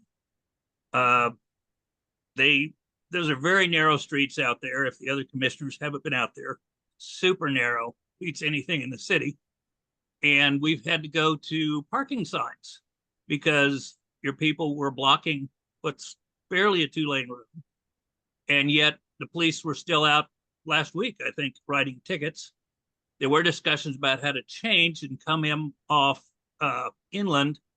And I don't know the details on that, but simply the increase in your business, which has increased immensely since you first went in, you seem to have outgrown the facilities. You're past capacity, and yet you keep doing more. And before I would vote on a permit for you, I would want to know how we're going to fix this in the report, I believe, but I'm sure Gunnar knows that you've had some issues with parking on the grass, which isn't allowed. There's talk of a few more parking spaces, but probably not enough to take care of that max capacity issue you have. You said it remains stagnant, but that's not exactly true, that you've increased the business and how you do business and what all you offer over the years. In one item in particular in my hand is a article from Volleyball Life about an April 4th, 2025 beach volleyball, sand volleyball competition. That's BYOB. That's not exactly neighborhood friendly. And I'd just like to see how we could get on the same page, because the people of Morris are not very pleased with you. I'm sure volleyball people are, but they drive in and they drive out. It's the people of Morris who are left with the afterflow. I thank you, Commissioner Ernst. Do you want to go ahead and address? Yeah, Brad Willits, 7451 South Garden Street, Olathe. I have to plead contrition on the parking on the grass. I thought it was just a little, yeah, we don't want you doing that. I didn't realize it was such a huge thing. In all fairness, that until I started this renewal process, I hadn't got any communication about any complaints until this year. So if we had had discussions earlier, we would have been working it out a lot sooner. As for increasing in size, 6 courts allow 6 teams to practice. That will not change no matter what. So that is our capacity for our normal practice times. Where we run into trouble is there are some open to the public activities that we have that we do not know how many are coming. And we do get surprised, and then, yeah, we'll fill the grass and a lot of traffic. So going forward, we can address that maybe with another location or um, uh, splitting the activities into 2 sessions. How do we make that happen? Now that you're here wishing to continue after 10 years, after a period of time before that, how do we finally make that happen? You said you weren't aware of the parking issues, but haven't people been getting tickets out there for a long time? Ever since the city had to put up no parking on this side of the street signs? Let me jump in because you used the word good faith. Go ahead. I'm not going to ask you for your address every time, but if you would just, as you come to the microphone, just give us your name because we are recording this and there are people I online. apologize. Yeah, that's all right. Use the term good faith, Mr. Ernst, and that really and truly, I come before this commission heart in hand, and every single thing we've done to start this business, to get where we're at, has been in good faith. And so I can tell you as club director, so I wear 2 hats. Brad manages the property. And so he keeps the grounds up and the building up, and that's his role. He coaches 1 team. I'm the club director that's the face of Dynasty per se. And I own anything that you say, but as far as good faith goes, 100%, when Brad said that we weren't aware until the special use permit came up, I'm going to give you a little bit of background on the beach. We ran a beach league just for our kids, and that came and went, was used a little bit, not used perfect, and wanted to grow beach volleyball in Kansas City because as Melissa stated, the only places for kids to play are sports bars. Those are the beach venues that run tournaments and do things for kids. So we wanted to get more traffic or more use on the beach. So we brought in a man named Scott Zeibel to run the beach. The BYOB makes me nauseous because we should have zero adult involvement at all. There are a couple coaches that wanted to play, and the coaches that wanted to play are actually professional beach players on the AVP tour that run a little beach club, and we allowed them to play. So this news, as Scott is working on the beach programming, is news to me. But the parking on the street, with 100% sincerity, because I'm there at tryouts and open gyms are where the public can come in, and it's a little bit of a we don't know who's going to show up, and our popularity has grown. So we can address staggered times through that and have 1 team go. That we can address the programming thing. But as far as parking in the street, really and truly, as I've been there during the open gym tryout time or our clientele, I would say less than 5 times in 12 years. And immediately when that happens, we know that the streets are narrow. So we immediately stop everything in the facility. Hey, whoever's parked on the street, the police will be towing. You are not allowed to park on the street. And that's a communication that we don't put out regularly just because it doesn't happen. That's a narrow street with signs all over it, no parking. So you're right that those signs are up there. But prior to the signs being up recently, there wasn't parking in the street. But like I said, less than a handful of times, and we immediately address that because we know of the street and the nature of that. So good faith is, I promise you, we're coming in good faith and we'll abide by whatever constraints are in the SUP. And we can address that through programming, through signage, through communication. That the 6 teams going at any given time, because the 6 courts, 1 team per court is the model that we run in our season. From volleyball club season essentially starts November, when the high school season ends November to March. There are a couple teams that go to nationals. So between April, May, June, July, August, September, October, it's fairly light with little kid programming and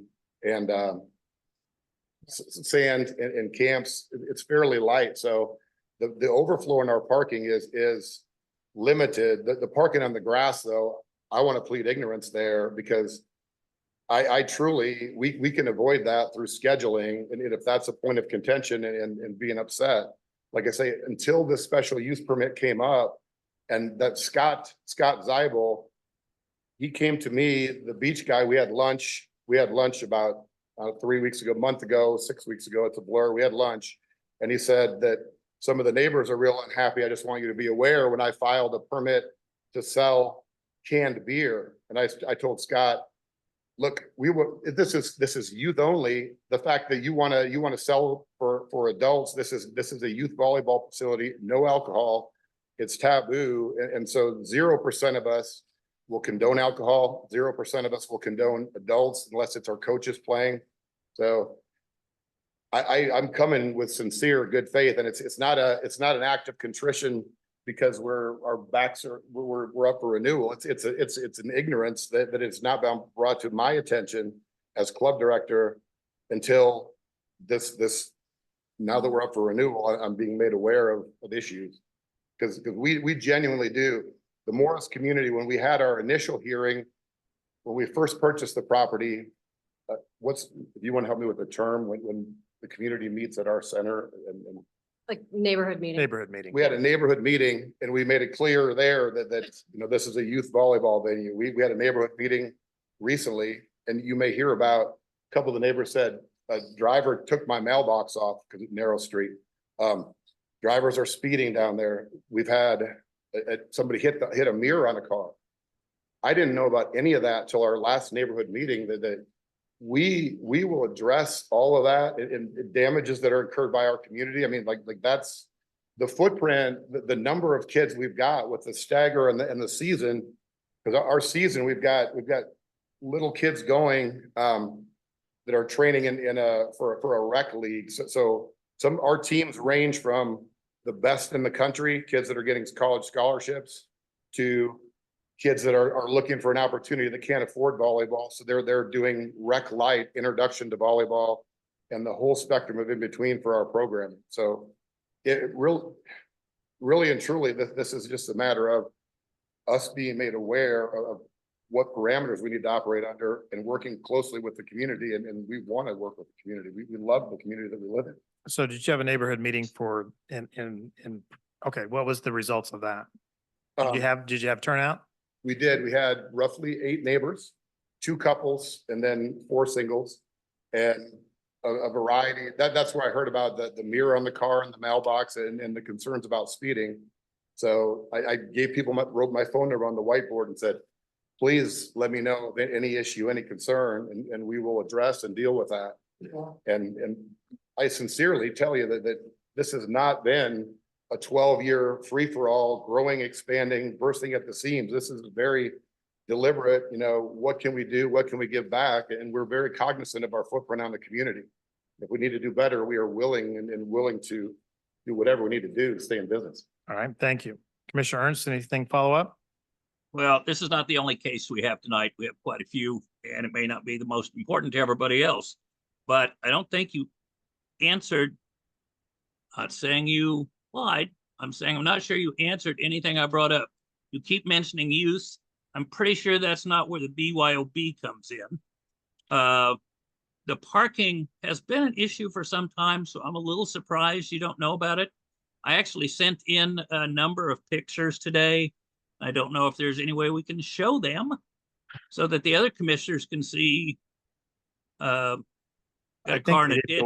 I think they did go out to everybody today, Mr. I didn't get it. Oh, you didn't get it? All right. We haven't seen them either. All right. They came in late, but we do have photographs of cars parked along the road. We have a Escalade that's almost in the ditch, right out, almost on its side. And cars in the lot on the grass. Correct. But these are not new problems, and so I'm not sure what to tell you. Here we go. We've got them pulled up, Commissioner Ernst. Thank you. We do have, and we have been working with staff on a plan for additional parking to address these specific issues. So it is always an option to continue the item until such time as we've had that discussion about the development review. We are absolutely willing and open to lots of different options to address the concerns with parking. We have a specific plan that's even in the application here that you can see. That's sort of the starting point. We're getting engineered plans done, but the engineering firm is a ways behind. So we don't have those ready to submit just yet. But I would submit that is one thing that we're definitely working towards, and it's an item that's coming up soon. You know, as soon as we can get the engineering plans in and submit it, we're planning on having that conversation. So that is a good time period to be able to have that discussion about how to alleviate parking issues. I think Commissioner Ernst also mentioned changing the parking location or changing the entrance location. This was originally an elementary school, and ultimately, we have a traffic study that staff has put into the staff report that talks about the traffic being commensurate with an elementary school, though we understand the timings and that type of thing differ based on what neighbors are used to from an elementary school. But we all know we end up with lines of cars waiting at drop off and pickup periods from elementary schools and after hours events and sporting events and things like that. Holiday Drive entrance is something that we have looked at, but it is a significant grade difference. There are a heavily wooded area. And at the moment, it's cost prohibitive to be able to put in something like that as an applicant that's taken over an elementary school and is working to train athletes. But it is something that we continue to be committed to finding a way to resolve and working with the commission and staff to make that happen. All right, I think the chuckling was on the parking situation with the black SUV. Yes. My wife would have some explaining to do. Now, if I did it, we would just get it towed out and we'd go on our merry way. got out on. Yeah, exactly. Okay, Commissioner Beth, I'm sorry, Commissioner Ernst, you still need to go forward or you? No, I want to get out of the way. I didn't get the bring your own bottle. We have adults playing here answered in any way, shape, or form. I think the information you have about more parking is 30, and that's why the pictures were important, because that's more than 30 cars overparked on the grass, on the street, everywhere. I don't know how Like we me to fix respond? this, but would love to find out. That's why I'm here tonight. All right, duly noted, and let's address BYOB. I think he has addressed that and said that it is not something that, So it's not gonna happen again. It hasn't happened in the first place, to my knowledge. And again, Well, we've got a flyer, we've got an advertisement that says BYOB. was that an upcoming tournament or? I the apologize. date Upcoming. mentioned was upcoming. I thought it April was. 4th, Kingdom Beach Volleyball. You have 6 different business licenses out there, so I'd say you'd probably grown a little. Let's move on, Jeff.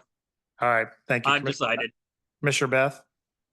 Okay, I'm still aren't clear about the BYOB. Are you guys having tournaments there? Sand. Sand tournaments? Sand only, and So how did this BYOB get slid past you? that's what I'd like to know, because with Scott Zeibel, when we ate lunch, Kingdom Beach, basically, Scott wanted to head our beach program, and we said it's a youth beach program. So he's taken upon himself, and if you come to the property, he's done a nice job refurbishing the beach, and it looks beautiful and it looks great, but the adults, when he told me about wanting to get and I don't know the liquor licenses as far as selling just beer alone or whatever, but I strictly forbid that and said, Scott, there is no alcohol on the beach whatsoever from that lunch. And I said, pull that immediately. And there should be no alcohol out there with our youth, even if parents BYOB drinking, that's forbidden as well. There's no alcohol permitted on our grounds. So I apologize that that's there. I'm sick. It won't happen again. And it really shouldn't have happened in the first place for him to promote that, because he's operating out of turn, and I apologize for that. Well, you have a problem that's probably most businesses would like. You have grown your facility, it seems like, almost, which, that's the goal, is to get as many people there. But parking on the grass, that's pretty much standard. Everybody knows you don't do that. And the BYOB is still a question of how that even slid past. I got your explanation, but if they're advertising that, somehow they had some idea that was going to be acceptable. It's great you're doing things for the youth. Or how many attend those free? One more time, how many attend what? How many of the youth attendees are free, or do they pay?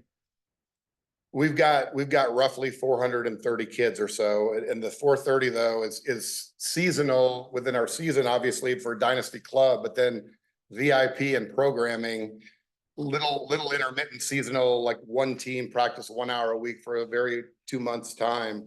That's where we're at, about 430 or so. That didn't answer my question. Sorry. It's a membership driven facility. How many of the kids that participate go free? Free? With no membership? Roughly 25, no membership, 25, 30, no membership. And then. And how do you qualify for that? What's that? How do you qualify for no membership? Fill out an application or hardship, or We have a Mike Chris scholarship. He was a coach that passed away from liver cancer. So we have a scholarship fund and then we donate to that. We have funds allocated for that and then. All right, yeah, okay. Excuse me, I want to interrupt Commissioner Beth. I think we're deviating from factors that Yeah, are really part of consideration for this case. We're here to talk about parking and the other things. Let's go on. Other questions from the commission? Okay, not seeing any right now. We're going to go ahead and open it up to the public. Anyone want to speak to this case in favor or in opposition, please come forward. I'm going to do anybody that's in favor, come forward now. And if you're online, raise your hand if you want to speak in favor. Okay, and anybody in opposition, stand up and come up to the mic now. Everybody that wants to speak, come forward.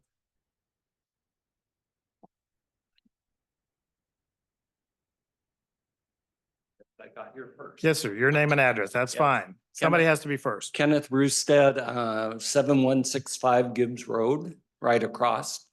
And during the meeting we had with the Dynasty people about 3 months ago, we talked to them a little bit about lighting. There's 6 really bright lights across the front of their building and they point out from the building. And we suggested to see if the sign they had could be wired and a post put and the lights be going back into their parking lot, which probably wouldn't blind people trying to drive around with all the kids there and things. So that was a concern. The other concern is, and maybe he could, our gentleman over here that's with the city, but our street does not have a center line. So there must be some regulation on how narrow the street can be before you don't have to put a center line on it. Okay. Because the people come up and down the street and they don't really know that the gutters are really deep, 6 feet deep, and they just don't know where they should be in the street. A guy in the black SUV knows now. Yeah, yes, they do. And the third thing is they are kind of expanding. They've got now this volleyball business that goes on, and every Sunday night, they have leagues or people from off the site, not necessarily youth, come there. And they were there last night till 9 or 10 o'clock, much after dark.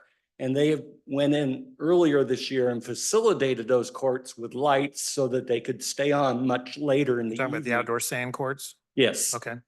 So if their goal is to work with youth, maybe the sand courts are okay, but they don't need to facilitate them to be there till 10 o'clock or 11 o'clock at night, because the youth probably should be home by then. And they also have a little cafe back there, and maybe food for the people there is okay, but they're facilitating far beyond their youth mission, and they overtax their facility. And we really like the opportunity that women can have a chance to, go to college and maybe get a free ride and things, and that's good, but it's very narrow streets, and thank you very much for your time. All right, thank you. Yes, ma'am. Kathy Seals, 7133 Gibbs. And I just have 2 quick things to say to you is know your neighborhood. You said that we're in the middle of nowhere. Okay, go ahead and talk to me. You say we're in the middle of nowhere. I'm telling them to know their neighborhood. We love our quaint little neighborhood. We're the countryside of Turner. And another thing is you don't know your neighborhood because the lawyer mentioned parking for pickup and drop off for schools. Kids in Turner are bust. Every single kid in Turner are bust. We did not have a drop off pickup lane, and the traffic there is outrageous. I live right across the street, and the traffic every day, we're having to move over to let cars pass, weekends and nights especially. So I'll let the rest talk. All right, thank you. Yes, sir. Hello, my name is Robert Baker. I live at 7141 Gibbs Road. I am all for helping kids. Athletics was a big part of my life. You can tell.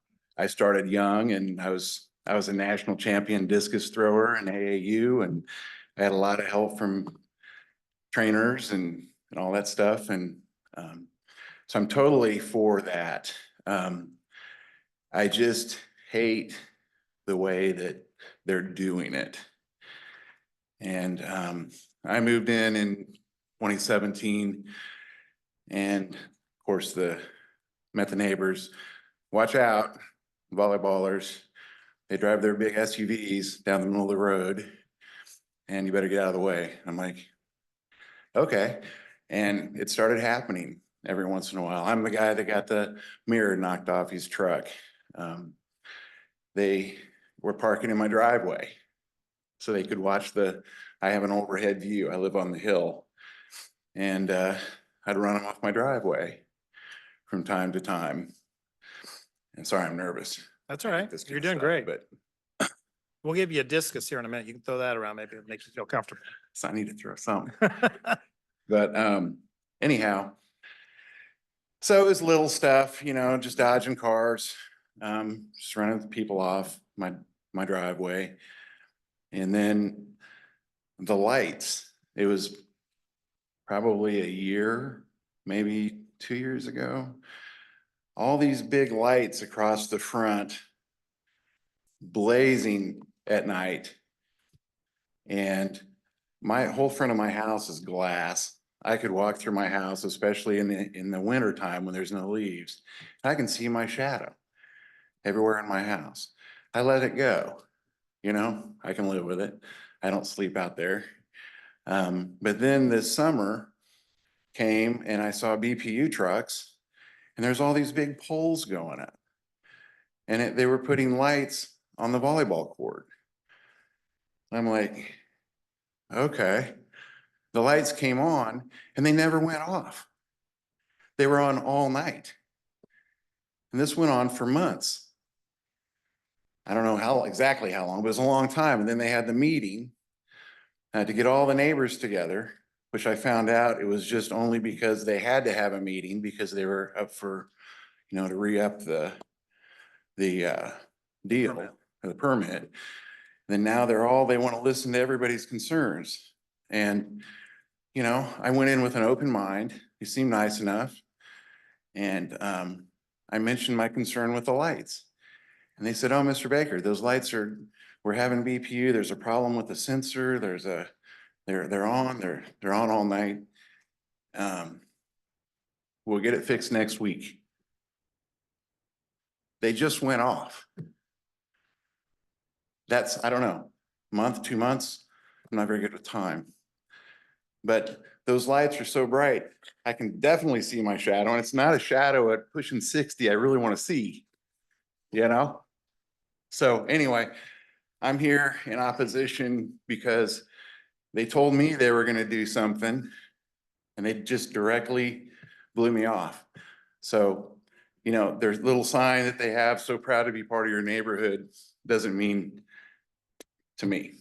So that's why I'm here. All right. Thanks. Thank you, Mr. Baker. You did a great job. But comedy's my job up here. I'm the star of the show. Yes, sir. Jim Seal, 7133 Gibbs. And I can't work a phone, so I can't read what was on there. That's all right. But, the BYOB thing, that was on the website for that sand volleyball. And it said, feel free to back into the grass and tailgate and BYOB. It's a good vibe.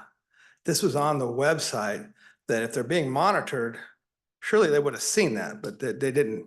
Either they're not monitoring their own businesses that are there. I measured across the street out in front, 17 feet. You drive up the street, county line, and I measured Johnson County, where every single car that goes in there, I can't say every single, but there's none from Wyandotte County, I can tell you that I've seen. I've driven through the parking lot because I live right there too. They're all from Johnson County or Missouri. I don't believe it's being promoted as a thing for underprivileged youth to go and play volleyball. The street up there on county line, the Johnson County streets, which they're coming from, are 25 feet wide. There's nobody in our neighborhood that doesn't know that when a car's coming towards you with big mirrors or a school bus, you have to pull over and stop. You can't just pull over to the side. You have to stop. And I've been flipped off, and you can tell when people are cussing at you. a lot of times out there. I'm coming home and they're mad. I've seen it tonight. Yeah, Go ahead. yeah. It just happens all the time. I pull a trailer, and they don't like that. A pickup truck pulling a trailer. They think I should not be on my own road. And like my wife said, we're not in the middle of nowhere. We're in the middle of our home. And it's at the meeting they had, it was implied that they couldn't talk about putting a driveway off of Holiday Drive. That the city somehow didn't want them talking about it. Didn't quite follow their thinking, but they've got property that fronts Holiday Drive. And I'm sorry if it costs money to run a business, but they're doing a lot of business. And when they put a driveway on Holiday Drive and stay off the streets over there, I like to say the school there was 10 cars parked there on a daily basis. That's it. It was not a busy place. My house is an old school. In that thinking, I should be able to have 200 cars parked in my yard. I live across the street in an old school, the original Morris School. I love the neighborhood, and I like Dynasty when it started out. I'm glad something was going to be there, but it's just gotten bigger and bigger and bigger. And they've outgrown, but we just don't feel like we're being told the whole truth. And the flyer for the BYOB, it's for an adult league. It says adult league. And one of the things they said several times was 6 courts, 1 team per court. I don't know about you, but I know volleyball. You have 2 teams on every court. You got to play somebody. And on the weekends, I don't know what they call tournament, but there's a lot, what they call it, but there's a lot of cars there every weekend. And I'm just tired of getting run off the road. And if they have the option of making a driveway up Holiday Drive, I'd sure like to see that explored and make that happen. Okay, thank you very much. Yes, ma'am. Hi. Hi. I'm Sheila Bennell, 7028 Berry Road. Come up here with me. Bill Holst, I'm Vice President of the Morris Neighborhood Watch. We have 300 members, and we had a meeting last week and 12 people showed up. So they. Oh, no, we had 26 people. No, there. not too many. I count, but anyway, we don't get a lot of numbers. But so anyway, the general consensus was that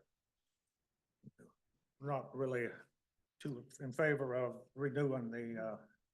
So as a So it's- neighborhood, as the Morris Neighborhood Group, we voted there that night and everybody voted not to renew this. There's just, everyone's talking about. You voted not to support it. Yes. Okay. So everyone's talking about the traffic on Gibbs Road, but you got, right now 73rd Street is closed because of construction. So everyone's going up and down 71st Street. And it's crazy. Okay. So my mom lives on 71st. She said someone almost hit her the other day because they fly through there. Okay. We got you. And how many people were at that meeting? We had, I think they counted 26 there. Okay. Anything else you'd like to add? No, I think everyone's pretty much covered it. Okay. All right. Thank you very much. Thank you guys both. Talk to Russell Hart. You sure he don't want to sell any of that land over there to add to your? Okay, you got to talk to me, sir. Yes, ma'am. Hi, my name is Catherine West. I live at 7220 Gibbs Road. I am the property just to the west of Dynasty. So I get to experience the weekend parking on the grass. And it's not 20, 30. It could be up to 180 at a time. We've counted that many. That's a real concern for all of us because we know 180 of those cars came down our street and left. And there's periods of time where there's that flow of traffic, maybe every hour and a half, 2 hours, where we see that. And it's like getting the cars in and out of that parking lot is like drinking out of a fire hose. you have cars trying to come in, cars trying to go out. So now you've got the street blocked. So if there was any emergency on that street, there's no way any type of emergency personnel could get through there. So it's a real concern for all of us. But the traffic has been a concern ever since the second gymnasium went in 2016. That's when everything changed. Everything was fine from 2012 to 2016. It was so manageable. But when the gymnasium, second gymnasium was put in, that's when there was an explosion of growth. More traffic, more issues with parking, and the parking issue has been going on since after that gymnasium was put in. But now when the sand volleyball courts are going all summer long, we have those people parking on the grass as well because there's not enough space in the asphalted parking. And sometimes I'd like to sit there after their games or their tournament, whatever it is, and tailgate. And so I see them parked in their cars and they've got their headlights shining in my backyard, across my front yard. And then we have the noise, the additional noise where it sounds like a party atmosphere back there. There's a PA system, there's music. And I don't get the lights as much as some of the other residents get the lights shining on their property, but there's one pole that I do and it shines across my backyard. So it's a real concern. And the aggressive driving of the parents, where I've had people cut me off, try to avoid hitting me, run into people's yard, go up in their lawn to avoid having an accident, or even walking out to get your mail is a challenge. I've had people practically push me into my driveway when they're trying to get their kids on time to, and I've been passed by parents. Like parents actually pass me on the road when I'm on my way home, or this has got to stop. They have outgrown this facility. They cannot accommodate the amount of traffic and cars that come and go there. Thank you. All right, thank you. Anyone else? Okay, we're gonna bring the petitioners back up. Oh.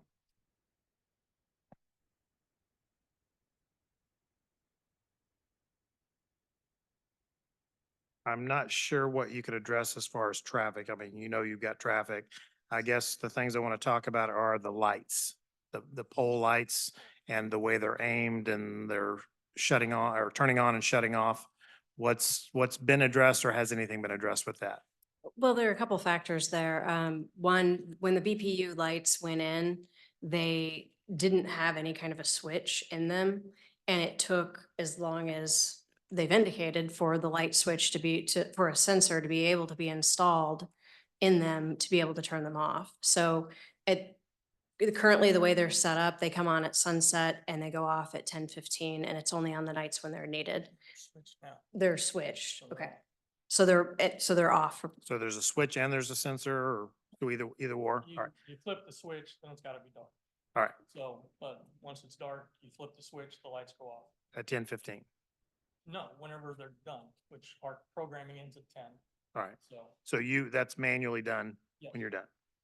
There's a light in the front that was brought up to us at the neighborhood meeting that my understanding is original to the elementary school.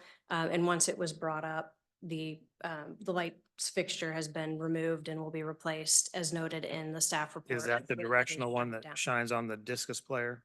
yes. Yes, that's Okay. correct. Okay. I'm sorry, I forgot your name, but I remember you. Okay, traffics, lighting, we've talked about that. Tailgating and people hanging out after everything's shut down. We've got some party goers. Couple issues there that, yeah, I'll look into that. That Scott Zeibel just took over the beach this spring. And so he's ambitious, but within the footprint of our property that I'll address parking one last. Well, he's a big part of your problem. I kind of wish he was here tonight because there's a lot of stuff being said that he seems to be managing. So it's kind of hard to have somebody you're pushing all the blame on that's not here. And that's fine. I mean, if he's the one to blame, but he's a big part of your problem. Sir, I'm the end all be all though, so I'll take full accountability. And not only is he the one to blame, I'll be the one to rectify that immediately. The BYOB thing is a shock. And as far as parking goes, you know, if we did try to ram that many cars in, I know during tryouts and open gyms what that looks like. And so as club director, we can propose carpools for kids on the same team that go to and from practice. We can propose that parents drop off kids at practice, and really and truly, like, we've done zero on our end to mitigate traffic concerns. Cause really and truly, and I apologize, but sincerely, when Scott, I've only been made aware of this for the last 2 months. And so we can address and easily be within the footprint of our community, not park on the street, have drop off and carpool, that we can resolve that. And I can assure you, this is a youth volleyball facility and will continue to stay that way. Promise you. Have you had any type of traffic study done on your property? We weren't aware of it until the staff report came out, but it sounds like the Department of Public Works did a traffic study and found consistent with staff's recommendation of approval. They found that the traffic is within what you would expect for an elementary school in terms of the amount of traffic, that it is sufficient, but that if it were to expand, it could be an issue. And I get that. However, an elementary school, you drop off at 7 in the morning, you pick up at 3 o'clock in the afternoon. And other than a few kids hanging around for detentions and things like that, you're not, a school doesn't run till 10 o'clock at night. Right, you do have band performances. I have a and little bit of, those types of you things, do, but but yeah. I have a little, especially at an elementary school, that thing's cleared out by probably 8 o'clock most nights. Well, and if I can, one other thing I would say is that, keeping in mind that we have the development plan approval that we're planning on moving forward to, and hearing the level of concern from various neighbors, there's always some neighbors that are going to be unhappy, but, we definitely hear it tonight. We're hearing as many people as we've heard at the neighborhood meeting, which is a surprise, not having heard that follow-up comment. So, we are happy to request a continuance to continue to work with the neighbors, to continue to work with staff on this development plan for parking, and to come back with a proposal that would help address these concerns and be able to resolve issues with the sand volleyball court, as Okay. you noted, with him not being present here. One other thing, your hours of operation now are what? They go until 10 o'clock. What time do they start? What time do you start? 8 o'clock. 8 a.m. 8 a.m. So it runs all day. Okay. 8 a.m. Our school age children is what we're working with. So during the school day, typically not much outside of 4 o'clock till 10 p.m. Right. And then the weekends, Saturday, roughly 8 a.m. to about 4 to 6 p.m. Sunday, roughly noon to about 6 to 8 p.m. Okay. All right. That's all I have. Any follow-up questions or anything that did not get answered that anybody from the commission needs? Okay. Seeing none, I'm going to go ahead and go to Director Hannah, get his comments on this case. Thank you all. Thank you. Thank you, Mr. Chair. Gunnar Hand, Director of Planning and Design. Again, we have a special use permit renewal for private recreation facility. This would be their third renewal, fourth approval. Again, this is in the Plan KCK Turner/Morris area neighborhood. We've received no letters in support, opposition. Those oppositions were stated pretty thoroughly this evening. So I'm not going to go through them, but I would like to address how staff has addressed them in the staff report or would recommend moving forward. So parking's the largest issue from staff's point of view. There is the to and from the location that is a traffic issue, but the overflow causing a lot of the danger in the roadway happens from overflow parking, it sounds like. So the applicant has undergone a process to begin the development review committee process to expand the parking. The number of parking may be in question after this evening, however. So I would put it this way. In the zoning ordinance, there is no standard for this specific use. In those Relative to parking. cases, there's no parking ratio for this specific use. Like for a commercial building, it's 1 to Just 4,000 square feet, clarify right? In the absence of a specific parking ratio, the the code defers to the planning commission to set the parking standard. So there's roughly approximately 80 parking spots out there. You've heard a wild variation of what is needed or not needed, but typically zoning codes and their parking standards are designed for that Black Friday event, right? The biggest event, which in a lot of ways is an overparked community. This has a relatively large parking space for the location that it is, i.e. it being a former school. So we did a back of the napkin calculation at staff, and we looked at other codes that did have a parking ratio for a use such as this, and they were all like within the region. And they were all averaging out at about 160 spots, 140, 160 spots. So if we were to use those standards, we're about half short of what is allowed. That is a lot more than what the applicant is currently looking at. So if the planning commission wanted to pick a number or think about that a little bit, if they want to move forward with the holdover as requested by the applicant at the end there, that is one thing that we might want to consider is the planning commission can assign the parking requirement. We know, or they now know, they can't park on unimproved surfaces, i.e. the grass. So what do we need to do to get a standard parking moving forward? They're already in that process. If you were to define what the standard should be as is allowed to you by the code, that might help them along, might help the process along. What isn't going to be resolved, I think, by simply addressing conditions of approval tonight is the access. People have talked about Holiday Drive. There is a significant grade change between where the parking lot sits, where the facility sits, and Holiday Drive, right? It's about 40+ feet down to Holiday Drive. That's not insurmountable, but that is a design problem that would need to be resolved. This commission could direct them as a part of their conditions of approval to do that, or at least explore that potentially with the holdover. They're not going to do that because they've already said it's cost prohibited unless they are directed to look at that. I wanted to quickly talk about the traffic analysis that's in there from Public Works. That is not, I repeat, not a traffic report. That is what Public Works does when they do a traffic count to make sure there's something they could do to address the issues that were in February addressed to them, which is there's people speeding, parking, and it's dangerous. So they do a traffic count, they do an assessment of the current conditions, they look at, you know, how roads intersect with Gibbs Road at this location. And what they decided was, after doing this traffic study analysis, a traffic count, i.e. they threw out the strips and counted them for a week, was to put up no parking signs. They did not think that it was safe or warranted to do any other sort of traffic mitigation measure. Again, that is not a traffic study. A traffic study would look into potentially, should we be going in and off of Gibbs Road or should we be going in and off of Holiday Drive, right? So we could look at that if this commission wanted to direct them to do that. We talked about lighting. There's a standard condition in there from staff that specifically points to 90-degree cutoffs or directional lighting.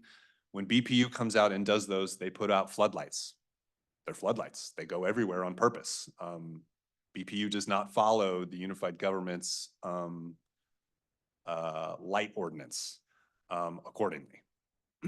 They put those up as requested, right? They don't follow the directional signage that's part of our ordinance, right? So that's something that we have to impose on them. That's a BPU UG kind of thing that is what it is, but it's, yeah, we don't want to unpack that tonight. But I think the point being, it's more than just an on and off switch and a light sensor. They need to be directed the right direction and they need to be hooded so that that no more than one lumen occurs at the property line.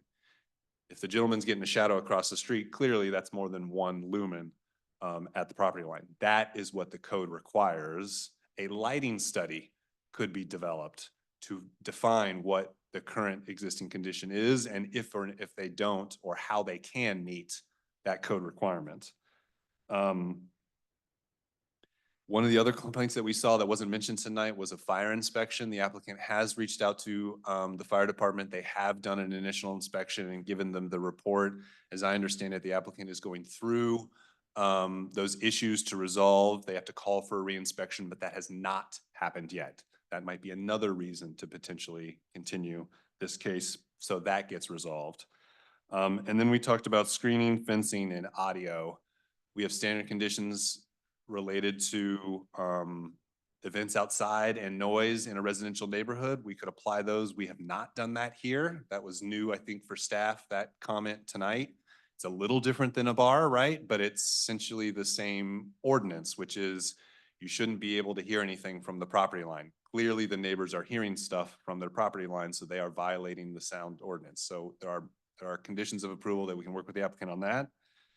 And then screening and fencing, although it is zoned R1, this is effectively, even though we're a nonprofit, this is a commercial business. So if we wanted to, we could apply the same commercial standards to this residential property and make them screen and fence the perimeter in a way that protects it or shields it or screens it, buffers it, if you will, from the adjacent residential uses. Those conditions were also not added to this and could be added at the direction of the Planning Commission.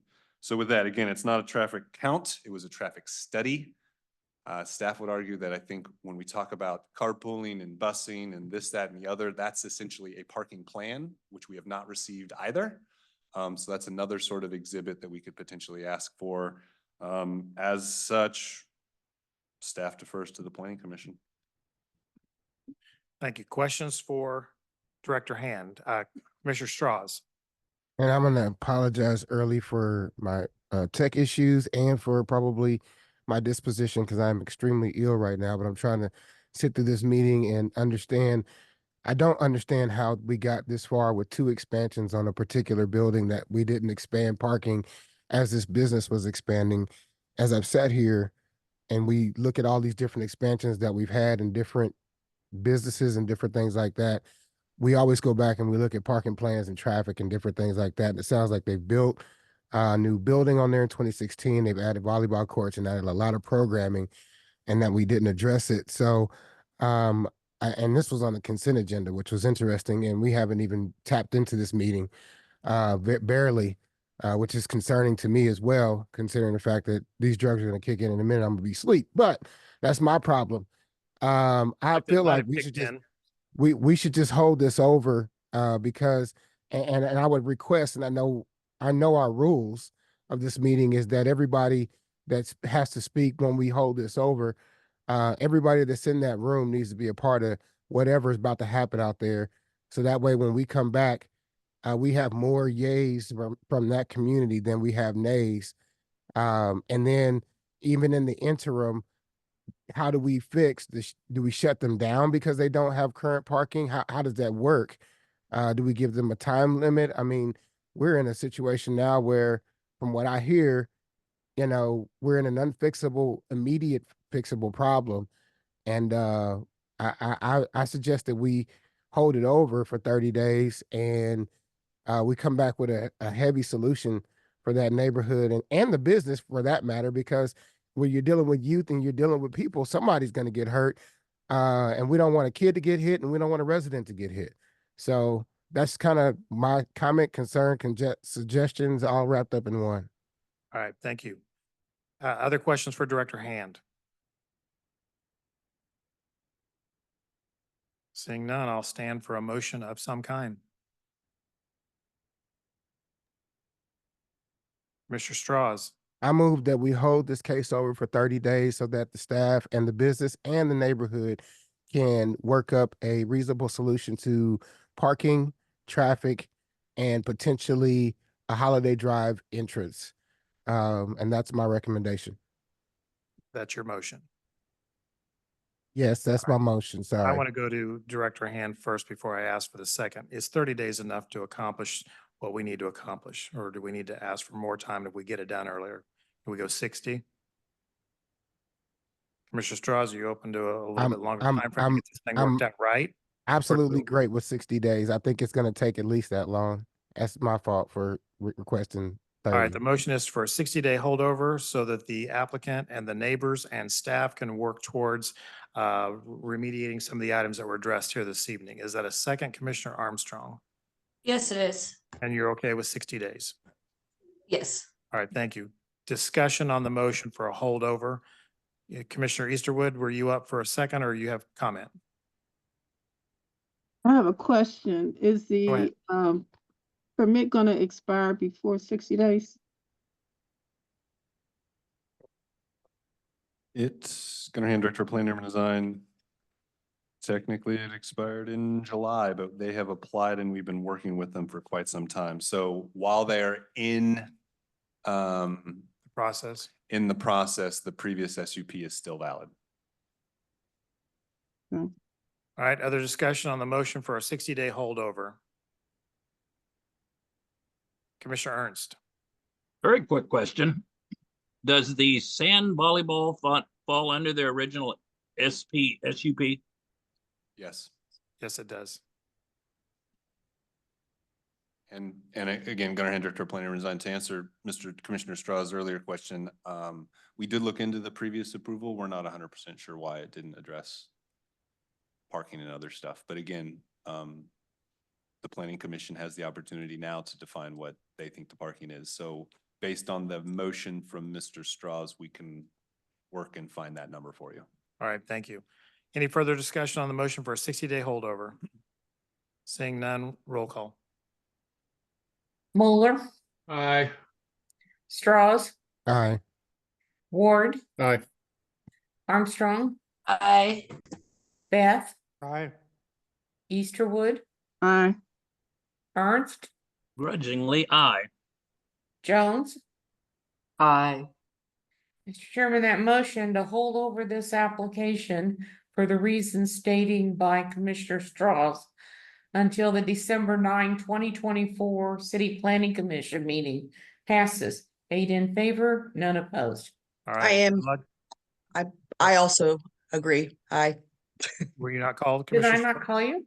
Nope, but that's Oh, okay. well, the reason I didn't call you is because we're still on the consent agenda and you recused yourself from the consent agenda. We've been here for Well, this so is long. still we considered forgot that if it whenever we gets. started. All right, thank Straight you. We Good haven't luck got to up everyone. Good luck in getting something worked out. Neighbors, thank you for being here tonight as well. Thank you for your comments. Mr. Chairman, our next application that was pulled from the consent agenda is plat application 2024-027, John Grahovic with Engineer GC Services, final plat Oak Meadows for 9 lots at 5001 Parallel Parkway. Mr. Chairman, I did receive quite a bit of information from Mrs. Curtis, which was forwarded to the Planning Commission, and we have received a couple of other emails in opposition to this plat. All right, thank you. You, Mr. Grahovic? No, sir. I am Christopher Antonio Lewis, Senior, the owner of 5001 Parallel Parkway. All right, go ahead and tell us what you'd like to do here. So I have a couple of things I would Now, like. you're here for a final plat approval. Because Yes, sir. we've already talked about the case, but go ahead. You're Yes, here for your final plat approval. Yes, sir. The idea and goal of Oak Meadows is to provide a clean, safe environment for the community and the people of Wyandotte County. I currently live in Wyandotte County. I stay on 1207 Howell Parkway, West Heights.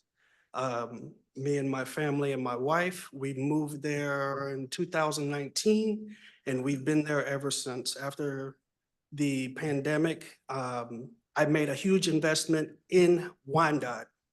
I currently own 9 rental properties, and I am a steward of the community for Wyandotte. Okay. My goal with Oak Meadows is to provide a clean, safe environment, not a hood, not a ghetto, not somewhere where we're just going to allow anything to happen. I take pride in the things that I own and that I rent to the residents of Wyandotte. I believe in a clean system. My child goes to school in Wyandotte. I don't send him to a private school. He goes to Carl B. Bruce. He is a 4.0 student, and he will let you know every day that he has a 4.0. So I take pride in staying in Wyandotte because in some cases we are the underdog. Okay. And I want to build something off of Parallel. I saw an opportunity, and I want to build something that I can leave my children, something that they can have that's clean, and that they know is good. And that's what I want to provide to Wyandotte. And go ahead and explain your project to us, your 9-unit. So I'm going to build 9 duplexes. There are four twos. We're going to, well, I'm not sure if there's a drawing. Oh, sure. Matter of fact, I'm gonna get a little help. All right, Let's- go ahead. Yeah. Your name and address, please. Patrick Cassidy, Renaissance Infrastructure Consulting, 102 Abbey Avenue, Kansas City, Kansas. Just real quick, this parcel is zoned R2, and it's about 3 acres, and the proposed project is 9 lots with duplexes on each, so 18 units total. And this particular property is, there's no special use permits, there's no variances. It's zoned R2 and we're doing everything within R2 regulations. I think that's pretty much it. I'll be around for any questions. Thank you. You want to describe the units themselves, 2 bedroom, 3 bedrooms, 1 bedrooms, what are we building? There are 4-bedroom, 2.5 bathrooms. 4 bedrooms and garages? Yes, sir. All right, Yes, go sir. ahead. Anything else you want to add? No, just I want to better this community. And what is the best way of doing it than building brand new? Okay, all right, thank you. Thank you. Any other questions for the applicant or the applicant's representatives? Okay, seeing none from the commission, we'll go to the audience. Anyone want to speak to this case in favor, please come forward. Chico, are you in favor or in opposition? I've got you online. Your hand is up. Chico?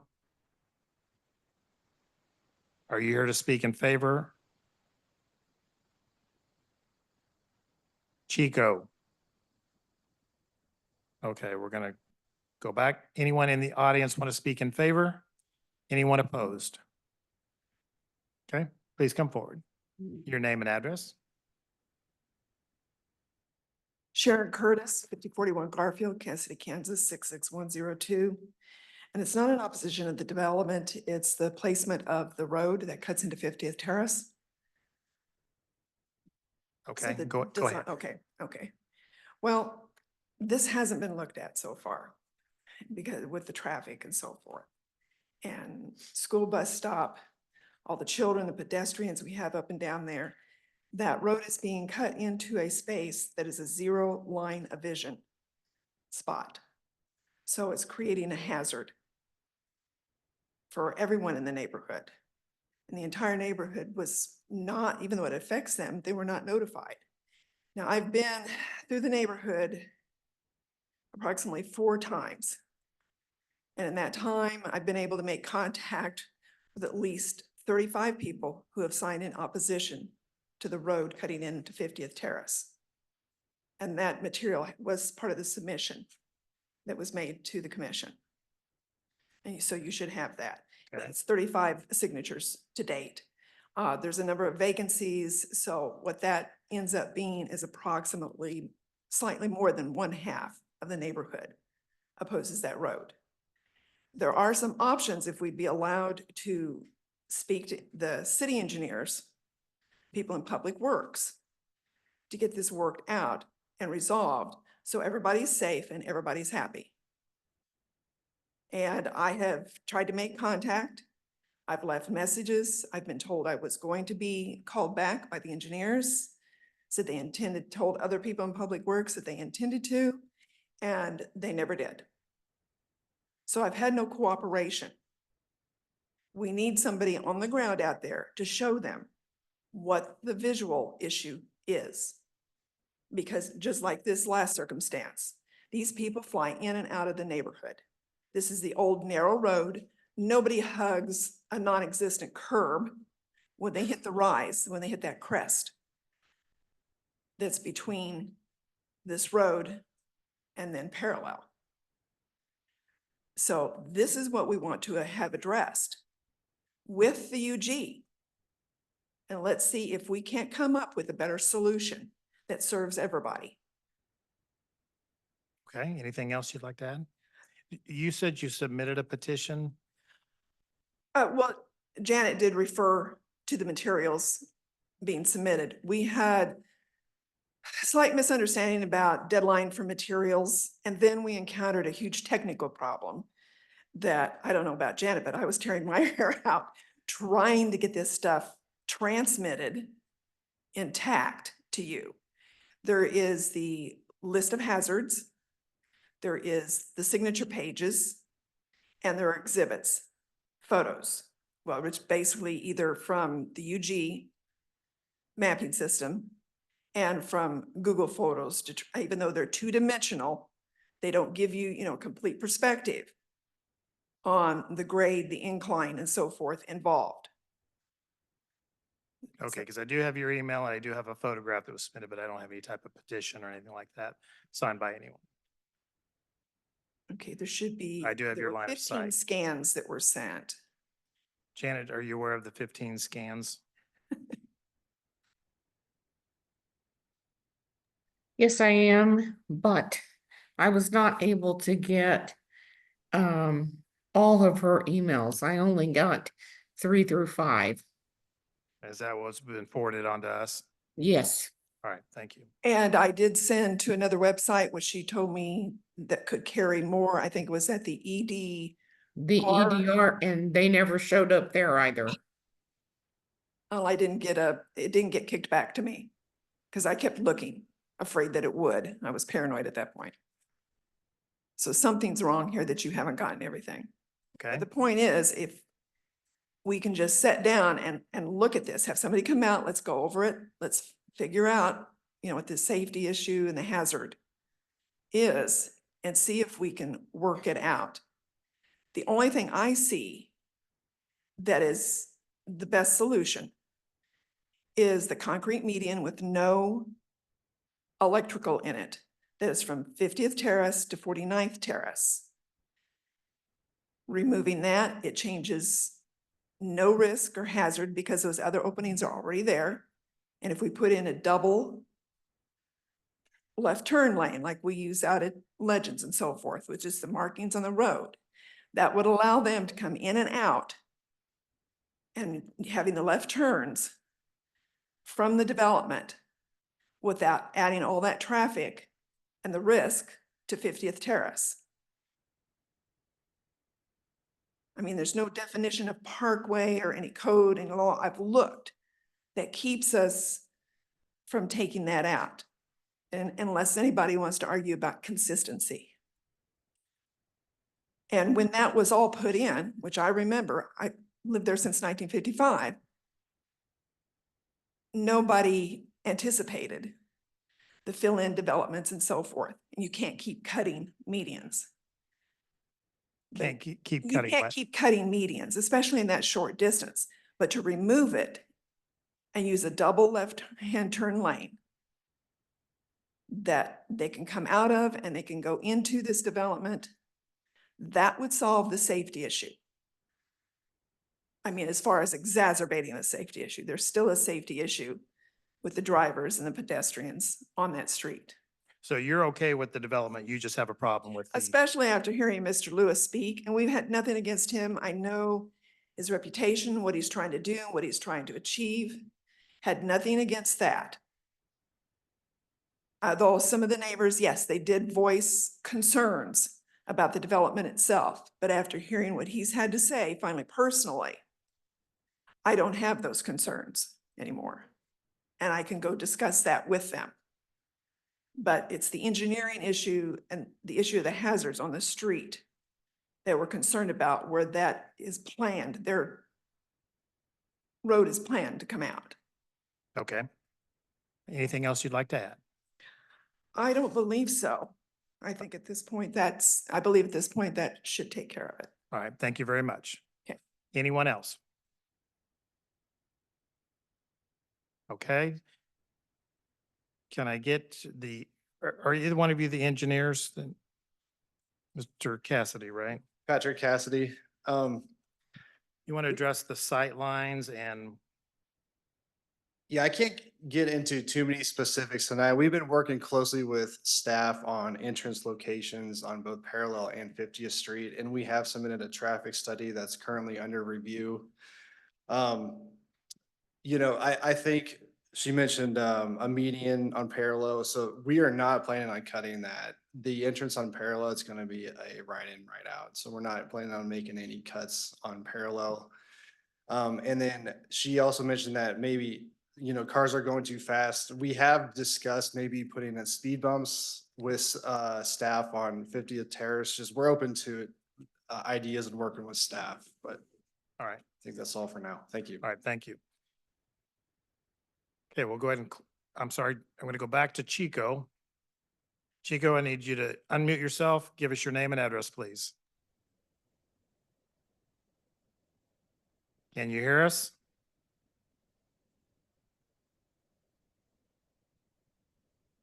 Okay, I'm gonna go to Jack Peters. Jack? Yes, my name's Jack Peters. I live at 1920 North 50th Terrace, right across the street from the development. And I do have a couple concerns. I share the concern with the road cutting into 50th Terrace, and I'm concerned mainly about the traffic, the increase in traffic. So that's going to be a significant increase of the residents in the area. So 9 duplexes, that's going to be 18 additional families potentially, and the additional traffic on 50th Terrace with the kids walking to school in the morning, walking to the school, the bus stops. We do not have sidewalks, and you know, as Sharon mentioned, there's not really good visibility as you're coming up that hill, and to increase the traffic by that much, I'd be concerned. I also have a concern about the potential for street parking on the 50th Terrace side. So from the looks of the plots, it doesn't look like there's going to be a lot of parking available either on the street on the new road or in front of the units. And I'm concerned about potential for parking on 50th Terrace because this is a very narrow street and there is just no room for people to park over there. And my third concern is, you know, I'm a little concerned about the being the neighbor. When they initially started clearing the lot back in February, they caused one of the power poles to be pulled out of alignment. It caused the power pole that's in my front yard to be pulled, and it has pulled loose the eye bolt in my roof line, and it damaged the power line intakes on the next door neighbor. And I was told by BPU when they came out and they shut down the power and they took care of the problem, but they did show me the problem, the damage to my house. And I've not been contacted by the developer at all on this. And I do know it was shut down for clearing the land without a permit. So those are my concerns. All right, thank you very much. Chico, I'm gonna give you one more try. Please unmute yourself.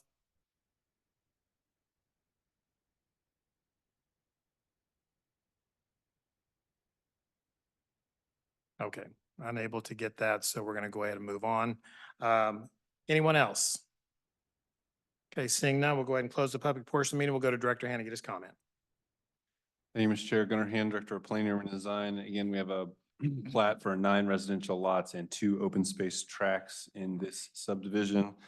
This is in the Plan KCK North Midtown area. We received no letters of support. There was opposition. We do have a notice of violation on the property. It's been closed from some issues while it was vacant, which will be addressed by the proposed project. I think based on the conversation, I would just add that the county engineer has reviewed this project and recommended approval, and so does staff with conditions. All right, thank you. Questions for staff? I do. Commissioner Ward? Yeah, Gunnar, I guess I have some concerns. I mean, when it comes to duplexes, townhouses and such like that, I mean, 2 good examples I would say are the duplexes, townhouses across from Piper High School and the ones that were in the backside of the Wyco Sports Complex there off Leavenworth Road. The upkeep of those, what those have attracted, what they look like now, they look terrible. And lots of crime that go with those things as well. So that's my concern. So have you guys even thought about that or gone over that? Is that within the factors to be considered, or are they owned by the same ownership group? Gunnar?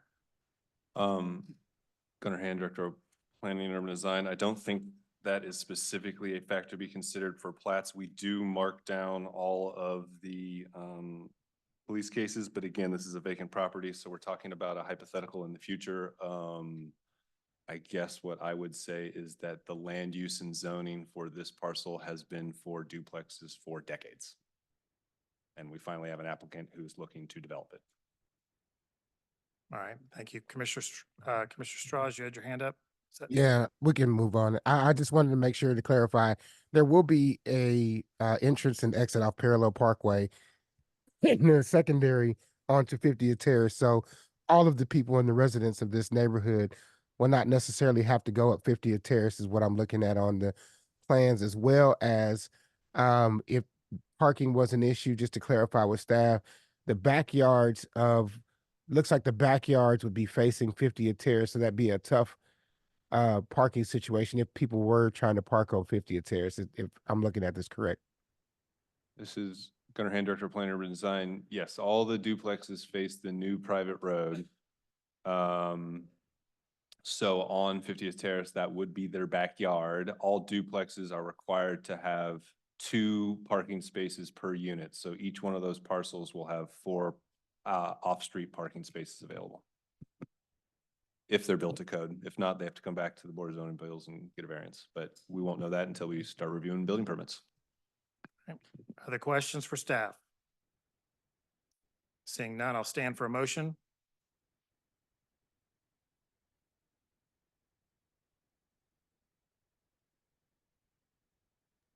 Commissioner Jones. Motion to approve, subject to staff stipulations and comments. That would be plat number 2024-027. A motion made to approve plat 2024-027 made by Commissioner Jones. Is that a second, Commissioner Armstrong? Yes, it is.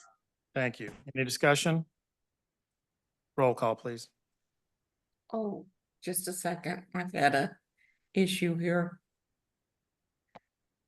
Okay. Technology is not our friend tonight.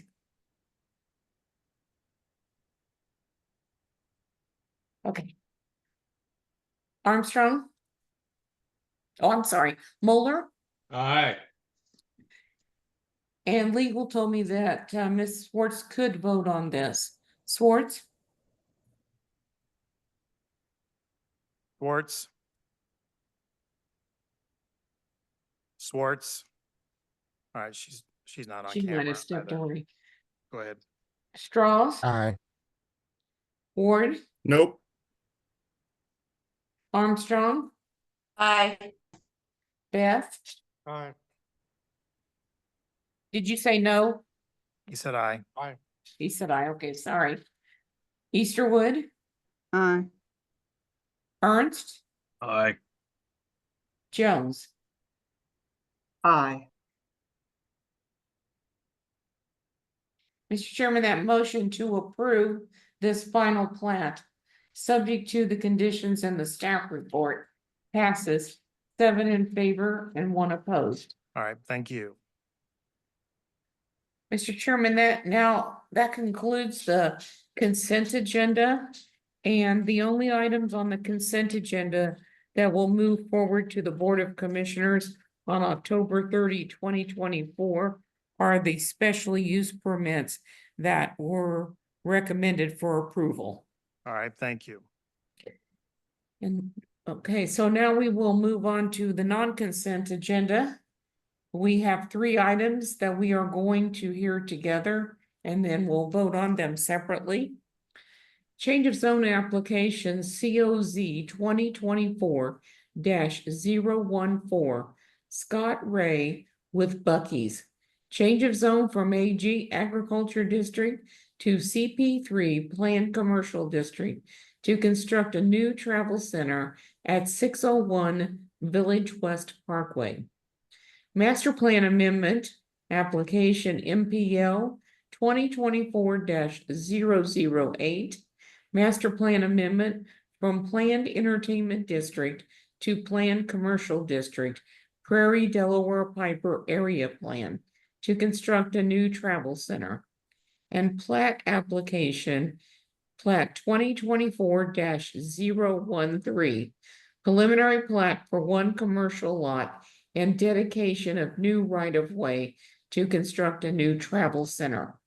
Please include the following items as part of the record for this case. The city's currently adopted zoning and subdivision regulations, the official zoning map for the area in question, the city's currently adopted master plan for the area in question, the staff report and attachments dated October 14, 2024, the application and other documents, plans, pictures, and maps submitted by the applicant in furtherance of the case and contained in the official file, the notice in the Wyandotte Echo, and the notices to property owners. Does any member of the commission have any contact to disclose on this case? No. No. Okay, Thank you. Mr. Ray, who's going to present on behalf of Bucky's?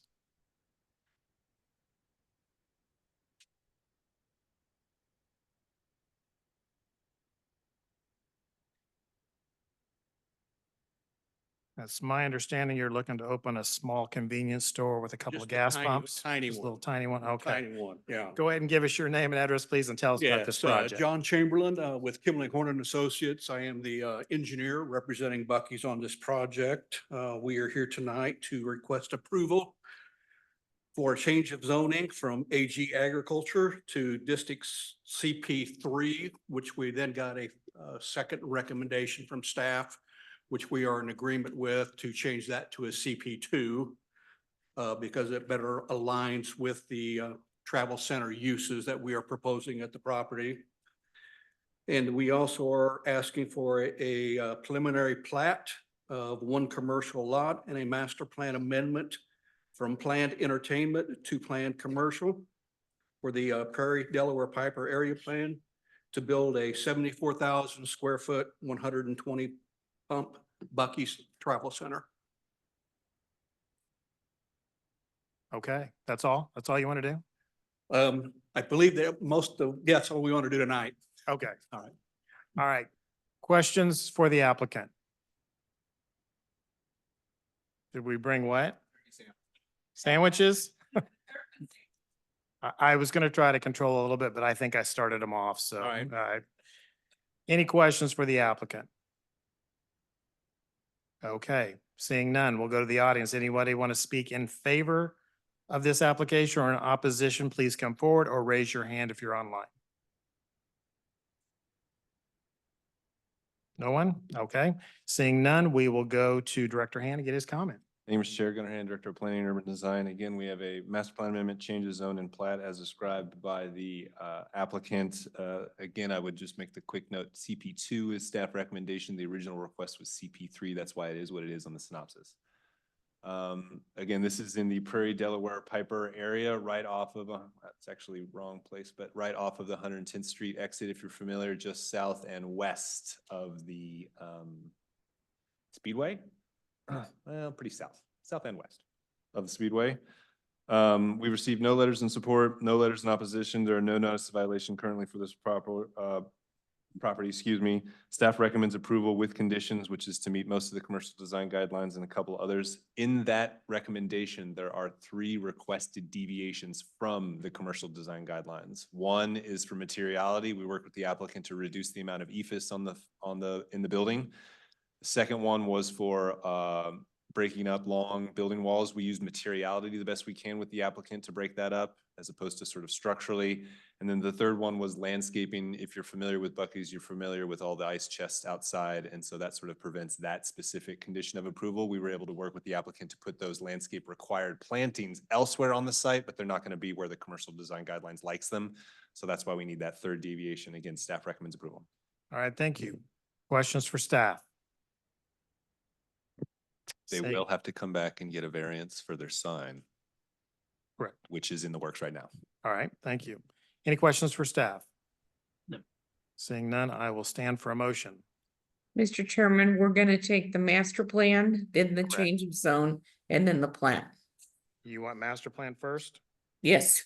and then change of zone and then the plat. Okay, this will be on the master plan amendment. Commissioner Strauss, you jumped right in there. Yes, I recommend approval of MPL 2024-008 with the 3 deviations and staff stipulations. All right, motion made for approval, master plan amendment 2024-008 made by Commissioner Strauss. Is that a second, Commissioner Ernst? Behind him all the way. Seconded by Commissioner Ernst. Any discussion? Seeing none, roll call. Moeller, Aye. Schwartz, Aye. Strauss, Aye. Ward, Aye. Armstrong, Aye. Beth, Aye. Easterwood, Aye. Ernst, Aye. Jones. Aye. Mr. Chairman, that motion to recommend approval of the master plan amendment with the conditions in the staff report, including the 3 deviations, passes 9 in favor and none opposed. Thank you. Now we'll hear one on the change of zone. Commissioner Miller. Chair Carson, I was just letting you know, I joined the meeting 2 items ago, but I didn't get called in the vote. I tried to text you guys. I was just letting you know. I'm on now. All right. I'll stand for a motion on the change of zone. Commissioner Strauss. I move that we approve COZ 2024-014 with the 3 deviations according to staff stipulations. Okay, thank you. Motion made to approve change of zone application 2024-014 made by Commissioner Strauss. Is that a second, Commissioner Ernst? Yes, sir. All right, thank you. Any discussion? Seeing none, roll call. Moeller, Aye. Schwartz, Aye. Strauss, Aye. Ward, Aye. Armstrong, Aye. Beth, Aye. Easterwood, Aye. Ernst, Aye. Jones. Aye. Mr. Chairman, that motion to recommend approval of the change of zone application with the previously stated conditions of approval passes 9 in favor and none opposed. All right, now I'll entertain one for the plat. Commissioner Strauss. Recommend we approve plat 2024-013 with the 3 deviations and all the staff comments and stipulations. All right, thank you. Motion made for motion made for approval of plat 2024-013 made by Commissioner Strauss. Is that once again a second, Commissioner Ernst? Yes, sir. Thank you. Any discussion? This is the Seeing most fun we've had all night, Jeff. Exactly. Seeing none, roll call. Moeller, Aye. Schwartz, Aye. Strauss, Aye. Ward, Aye. Armstrong, Aye. Beth, Aye. Easterwood, Aye. Ernst, Aye. Jones. Aye. Mr. Chairman, that motion to approve the preliminary plat, subject to the stated conditions, passes 9 in favor and none opposed. All right, and only the change of zone goes forward, Janet? And the master plan amendment. All right, change of zone and master plan amendment will both go before the Board of Commissioners on Wednesday, October 30th at 7 p.m. You guys just eked by tonight, so thank you all. Welcome to Kansas City, Kansas. Mr. Chairman, I am going to step away from the meeting and turn it over to James Malloy. This thing couldn't get worse. Okay. Hey, look at it this We're way. gonna end on, Janet's ending on a high note. Look at it this way. There's no pressure. You have nowhere to go but down. Go ahead, James. All right, our next item is change of zone application COZ 2024-021. Justin Milburn with Milburn Civil Engineering. Change of zone from R1 Single Family District to MP2 Planned General Industrial District to construct an equipment shop and storage facility at 7102 and 7102R Holiday Drive. Please note this item was heard by the City Planning Commission on August 12th. Recommended approval. This case was remanded back by the Board of County Commissioners on August 29th. The following items were included as part of the record for this case. The city's currently adopted zoning and subdivision regulations, the official zoning map for the area in question, The city's currently adopted master plan for the area in question. The staff report and attachments dated October 14th, 2024. The application and other documents, plans, pictures, and maps submitted by the applicant in furtherance of the case and contained in the official file, the notice in the Wyandotte Echo for the change of zone application, the notices to property owners, and the testimony at prior city planning commission and board of commissioner meetings. Does anyone on the commission have any contacts to disclose? No. No. All right, thank you. You're not Mr. Milburn, correct? Yes, I am. You are Mr. Milburn. Okay, Yep. thank you. Go ahead and give us your name and address. And first, of all, I want to go to staff first. Why are we here and why are we hearing this again? So we get some clarity. I don't want to go down another rabbit hole. Sure. Gunnar Hand, Director of Planning and Urban Design. Again, as the secretary mentioned, the Board of Commissioners remanded it back to solicit more feedback regarding this application. All right. Can you tell us anything that's changed since you were here last month or the month before? Yeah, so good evening. My name's Justin Milburn. I'm with Milburn Civil Engineering. Address is 33135 West 83rd Street, DeSoto, Kansas. I'm here on behalf of Mr. Mike Lyons with Midwest Milling. Has the property at 7102 Holiday Drive under contract. Like staff mentioned, we were in front of Planning Commission last August 14th. We had staff approval at that time. We had an 8-0 vote recommending approval of the rezoning and development plan. Sent it to County Commission, and they voted 8-0 to send back to Planning Commission. So we're in contact with staff. There's concern about dust and traffic, and we reached out to staff and commissioners trying to figure out a good solution to handle the dust. My client has recommended that he would clean up his portion of the road in front of his right-of-way, his frontage. We got an updated staff report a week ago that included several other conditions that we were not aware of. So we're trying to figure out, the best way to proceed with those conditions. There are several things that we're trying to figure out that are cost implications to my client. So I guess at this point, we would request a continuance of this project a month for us to have time to figure out with staff best way to proceed with these conditions. We don't want to belabor this. So that would be our request, is continue it for 30 days. Okay. We have time to figure out some of those other conditions. Is that enough time? Yeah, I think that should be fine. All right, so your request tonight is for a 30-day holdover. That's correct. All right, thank you. Any questions for the applicant? Anyone in the audience come tonight to speak to this case in favor or in opposition, please come forward or raise your hand. Seeing none, we'll go ahead and close the public portion of the meeting. I'm sorry. All right.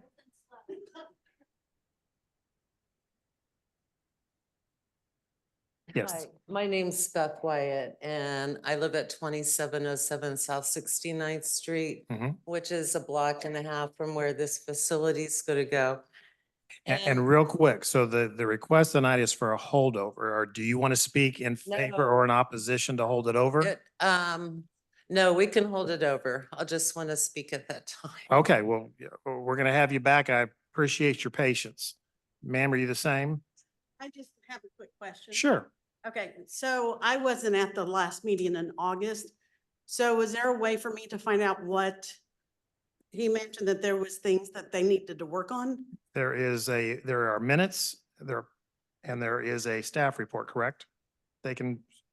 Gunnar Hand, Director of Planning and Design. The staff report should talk about how it was remanded. Again, the Board of Commissioners weren't 100% clear exactly what they wanted other than to collect more information. So typically what happens when we go through a process, it goes through Planning Commission and it gets remanded back. Typically, we look at the issues that were there, and it's our understanding and communication with the commissioners that they weren't good enough, and so they wanted more.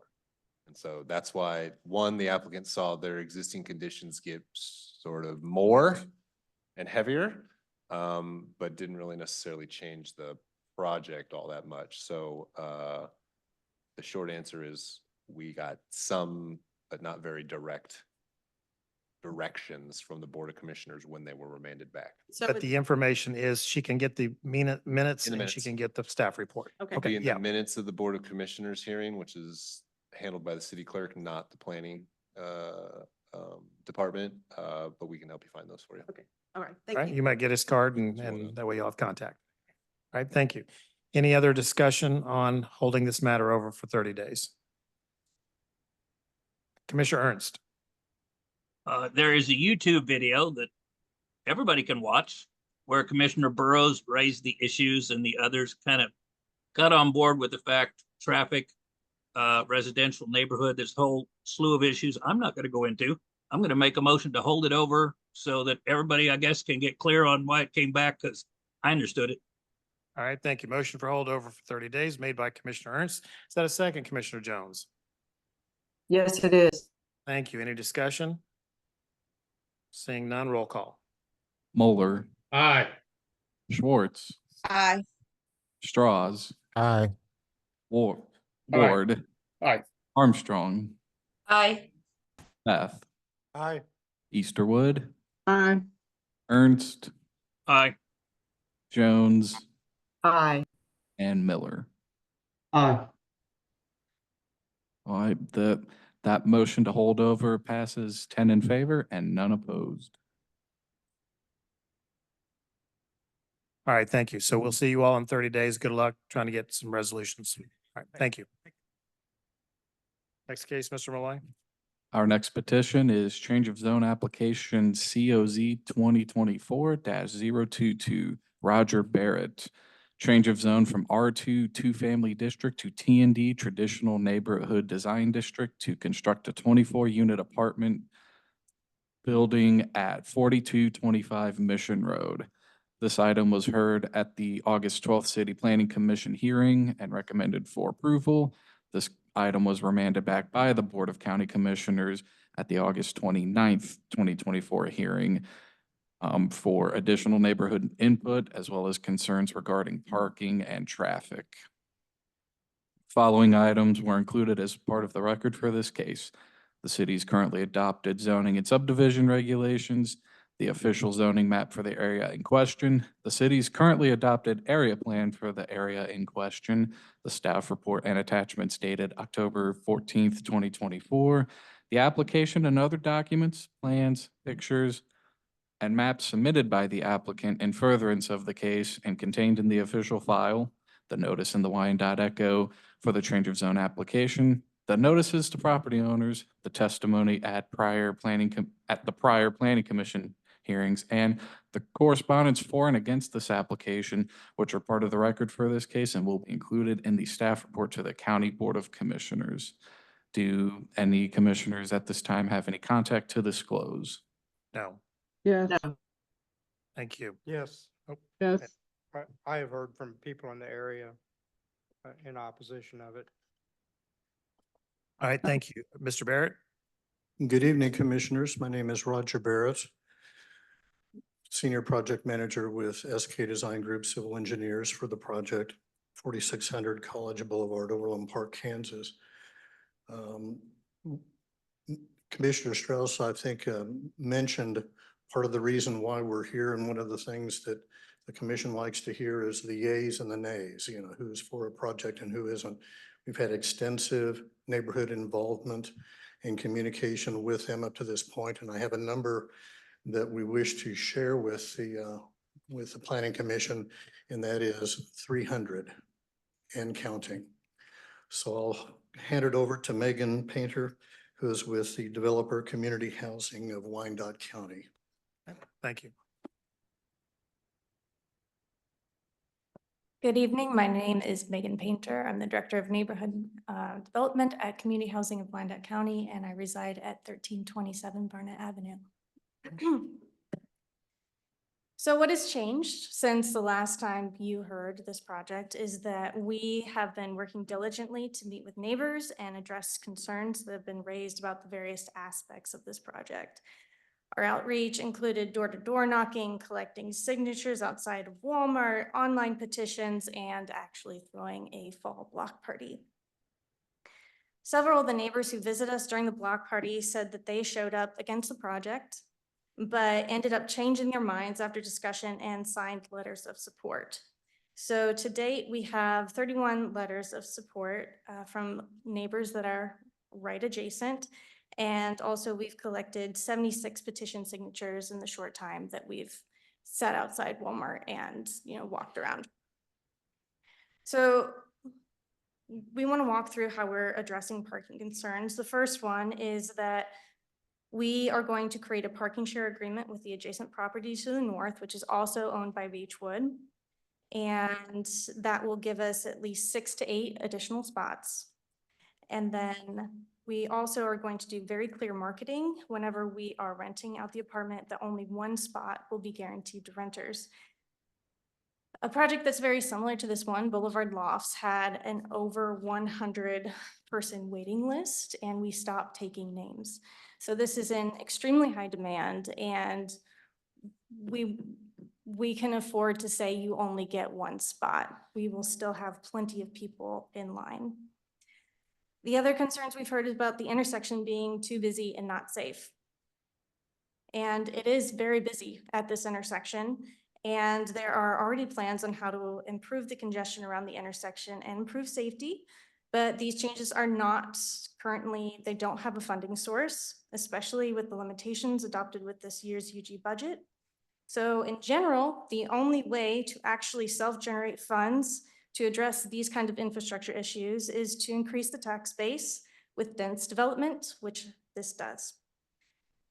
And as stated last time I was here, we have worked with our traffic engineer so that we have right turns only onto the property and some very annoying medians that make sure that it is right turn only onto the property.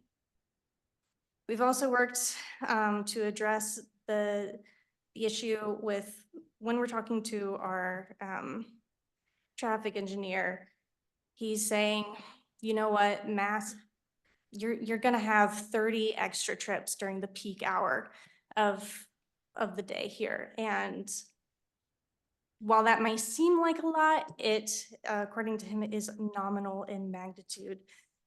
So we're trusting our traffic consultant.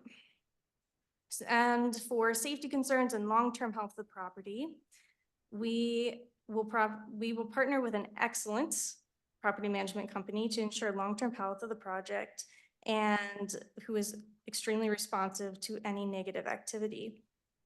Our leases are already very strong with little tolerance for unwanted activity. And we've also begun working with the KCKPD to establish a crime-free multifamily housing program that officially partners KCKPD with us and the owners and with property management. And this is a program that has proven extremely successful throughout the nation. So they're excited to work with us through that.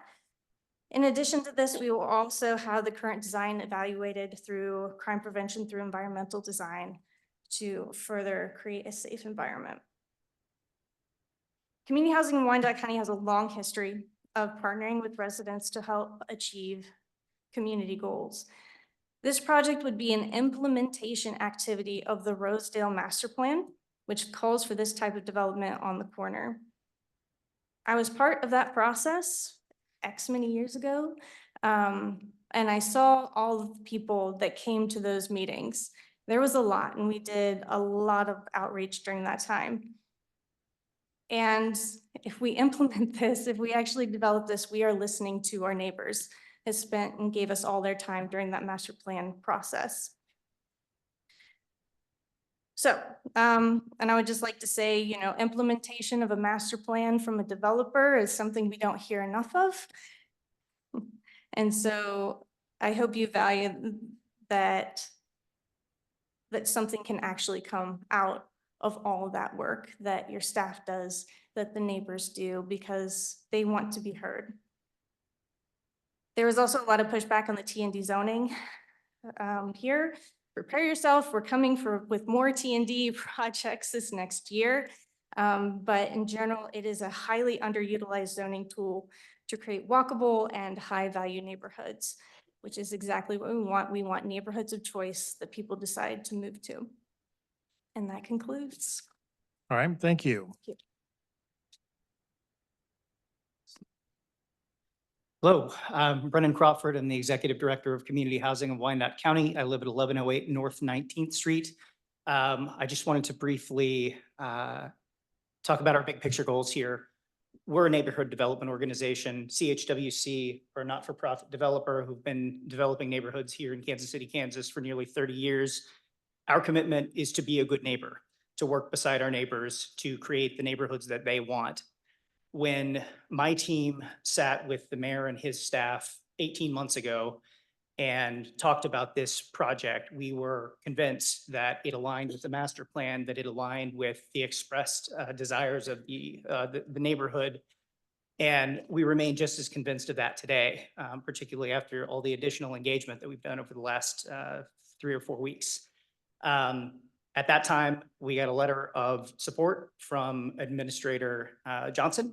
We have moved forward working diligently, our team with the Unified Government team. Since then, we've also worked closely with Rosedale Development Association to ensure that this project reflects the goals of the neighborhood. So I just want to say that I think that this project is a reflection of the commitment that we've made to listen and to be responsive and to work beside neighbors to achieve their goals, not just ours. This project is going to bring $7 million of investment into a lot that is set vacant for decades. It's going to add 24 units of high quality housing for folks all across the income spectrum, just regular folks that live and work in Rosedale. And with that, I want to turn it over to, we will be the owner and developer of the project. And I want to turn it over to to Elliot Arnold, who represents Beechwood, who owns the land the project will be developed on. All right, thank you. Good evening. Elliot Arnold, 4227 Mission Road. I've lived and worked at 4227 Mission Road since 2018. My brother and I have invested several $100,000s into the neighborhood, improving 3 homes directly adjoining the property in question. We've taken homes that should have been condemned and have turned them into beautiful rental properties. We've removed blight and underuse all across the block. We've increased property values and we've added to the desperately needed safe and affordable housing stock for the community. We did this work prior to COVID-19 and the massive construction cost increase that came with the pandemic, an economic reality that has made development almost impossible without subsidies. We've worked with the city, community development associations, architects, and designers to evaluate any and all projects that could feasibly be built on this vacant land as part of our property. We've analyzed every way possible to make development work in a cost-effective manner. We discovered low-income housing tax credits, which is a federal program to subsidize construction costs of mixed-income housing stock. And we partnered with CHWC to build this project. Our exhaustive analysis has led us to believe this is the only way to develop new, affordable housing for this area in a cost-effective manner that aligns with the Rosedale Master Plan and the broader Plan KCK goals. And as you all know, we're in an affordable housing crisis. Rents have way outpaced incomes. Janitors, grocery store clerks, bank tellers, and other moderate income professionals working in the core of Rosedale, this location, which is walking distance from the largest employer in the state of Kansas, have no affordable places to live near. These employment centers. Most of the housing stock in the area is dated and in need of significant deferred maintenance. Also, the city needs more ways to expand the tax base, possibly to pay for more than $90 million in deferred maintenance. Low-income housing credits, federal low-income housing tax credits is a federal program that does not cost local taxpayers or the city a dollar. The development team has worked very hard to secure $7 million in federal tax credits to subsidize construction costs of this project. These credits are very hard to get and require a very specific team and project type to get the award.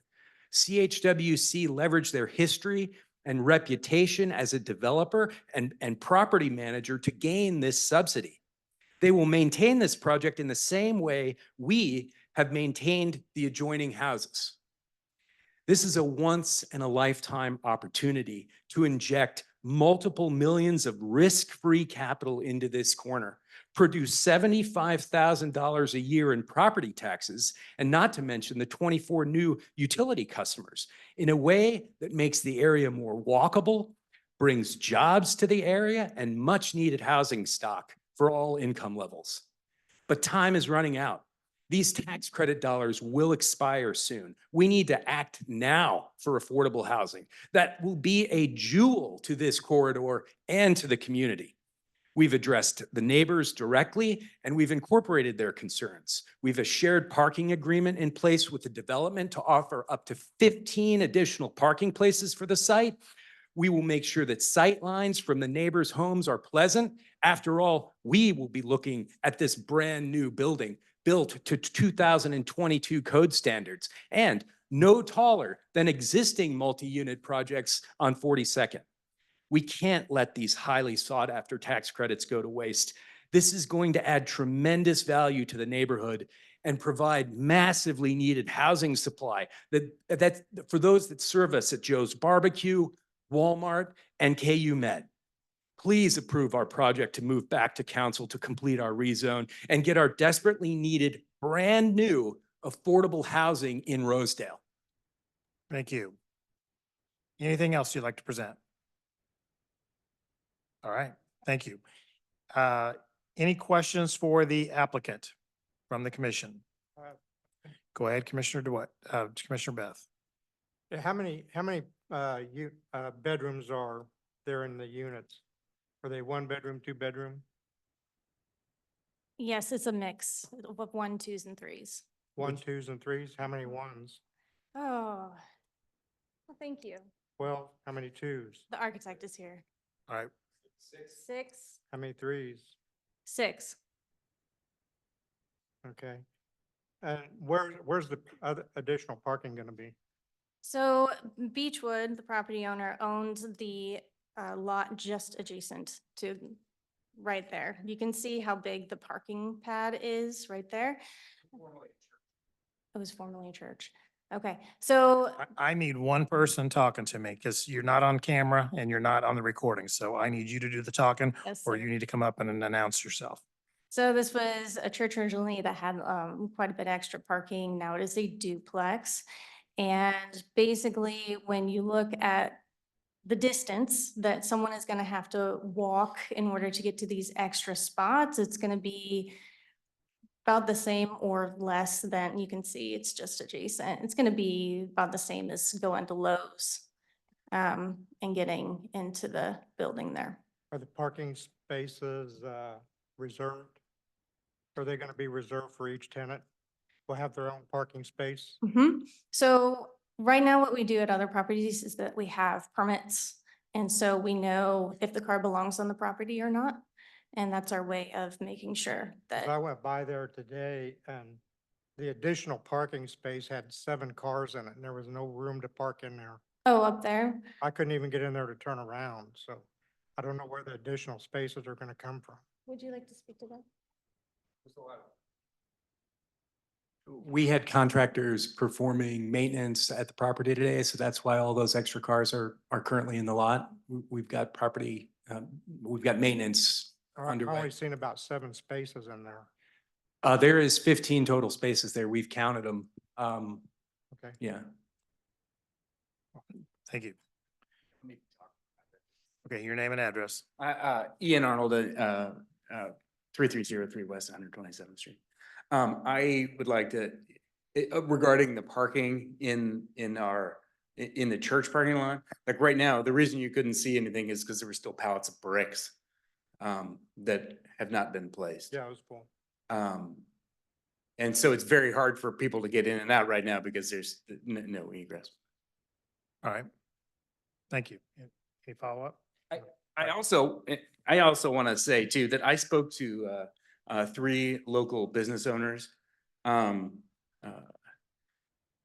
Joan Wright Perry, who owns a balloon shop down the street, who's a proponent of it. And she introduced me to Teresa Potter, who wrote a letter supporting the project.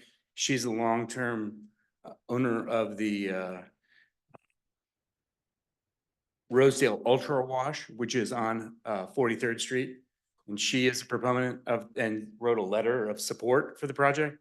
And I spoke with Bobby Vilhaver, who owns Beaver Drill. I'm actually a customer of his. And he verbally gave me his support for the project. All right. Thank you. Other questions from the commission?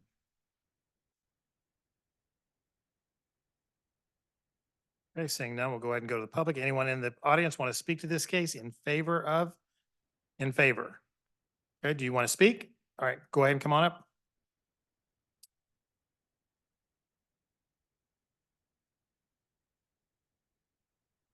Yes, ma'am. Name and address. Good evening. My name is Kalika Simmons and I live at 3204 West 43rd Avenue, KCK 66103. Great, thank Go you. ahead. All right, thank you so much. So I've been a resident of Rosedale for more years than I would care to say. But when I came here, it was a long time ago and I was a young professional at the absolute precipice of my career. I was a chef. Food service, 1 in 5 Americans do work in food service, and it is an industry that frankly does not pay its people. When I was a pastry chef, I was making about $35,000, and the only way I could afford it was to move to Rosedale. I believe that this project is exactly in alignment with who Rosedale is as an ethos, and I believe that this project is going to be an amazing project for that lot that frankly has been an eyesore for, again, more years than I care to say. So when I came here, all I can really say about it is that the neighborhood welcomed me, and I love Rosedale itself because this project continues with that alignment of being a diverse, livable, and frankly, wonderfully humble place. My biggest passion right now, of course, is children, because I have a 3-year-old. Actually, it's his birthday today, so. And you're here with us. Thank you so much. Yeah, I know. I'm so sad that I'm missing it. That's okay. His dad's there, I assume. Okay. They were together when I left. So anyway, so, I trust my husband so much.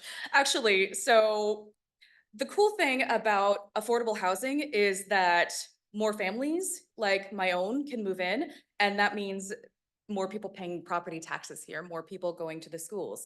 This is going to help create a more walkable neighborhood. I do understand that there are some that are a little bit concerned about the traffic, but I think 30 more cars is going to be a drop in the bucket of an already very busy intersection, and I think that it could be due for a little bit more attention. I think just the simple addition of repainting a crosswalk and maybe adding a median could very easily mitigate any sort of pushback towards that. But as somebody who, you know, is a young working professional and is working a lot with other young working professionals in my neighborhood, I feel very confident in saying we're all really, really for this project. Great. Thank you very much. Thank you. You made a lot more money as a chef than I did when I was working at Dairy Queen. So I've just got to say.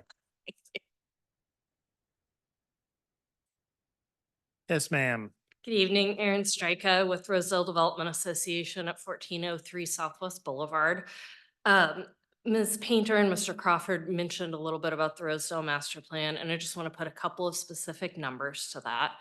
So Ms. Painter mentioned that there were a lot of people at the Rosedale Master Plan meetings. There were 250 unique individuals who attended meetings of preparing the Rosedale Master Plan. Before we even started that, a survey went to every home and business in Rosedale and received 900 responses that pointed to the need for more housing at more income levels, along with many other things. So when the master plan was completed, it has as one of its major goals to bring more housing to the neighborhood across all income levels. It also includes a land use plan that says where everything ought to be built, not just housing, but what uses are appropriate for what parcels all over the neighborhood. Some of the requests that the plan uses for housing is that the housing, again, support all income levels, but also that it be location efficient, meaning that it's located close to the places that people want to go so that you are driving a little bit less, you're putting a little bit less emissions into the air, and you're more likely to patronize the local businesses in your neighborhood rather than driving across county line, which is pretty close by, to do your shopping there. This property is really well suited for T&D zoning for that reason. We have huge problems all over Wyandotte County with bike access and bus access and pedestrian access. This particular corner is kind of oddly well set up for pedestrians and bus riders compared to the rest of Wyandotte County. There are 2 stops for the 107 bus line within a block of the property. And there's a sidewalk at the property that continues without a break all over to KU Medical Center, which is the largest employer in the state of Kansas. The 107 stops at the Walmart, it stops at Joe's Barbecue, it stops at KU, and it stops here. I don't know if anybody wrote it tonight, but you could write it down here and make your point to commission. So because of the close fit with the Rosedale Master Plan and because of the appropriateness of this site for T&D zoning, Rosedale Development Association supports the project. Thank you very much, Aaron. Always appreciate hearing your perspective. Aaron beat me up. Yes, ma'am. All right, good evening. It is late, so I had to write all of my notes down, so for a bit. How about your forgive name and me. address?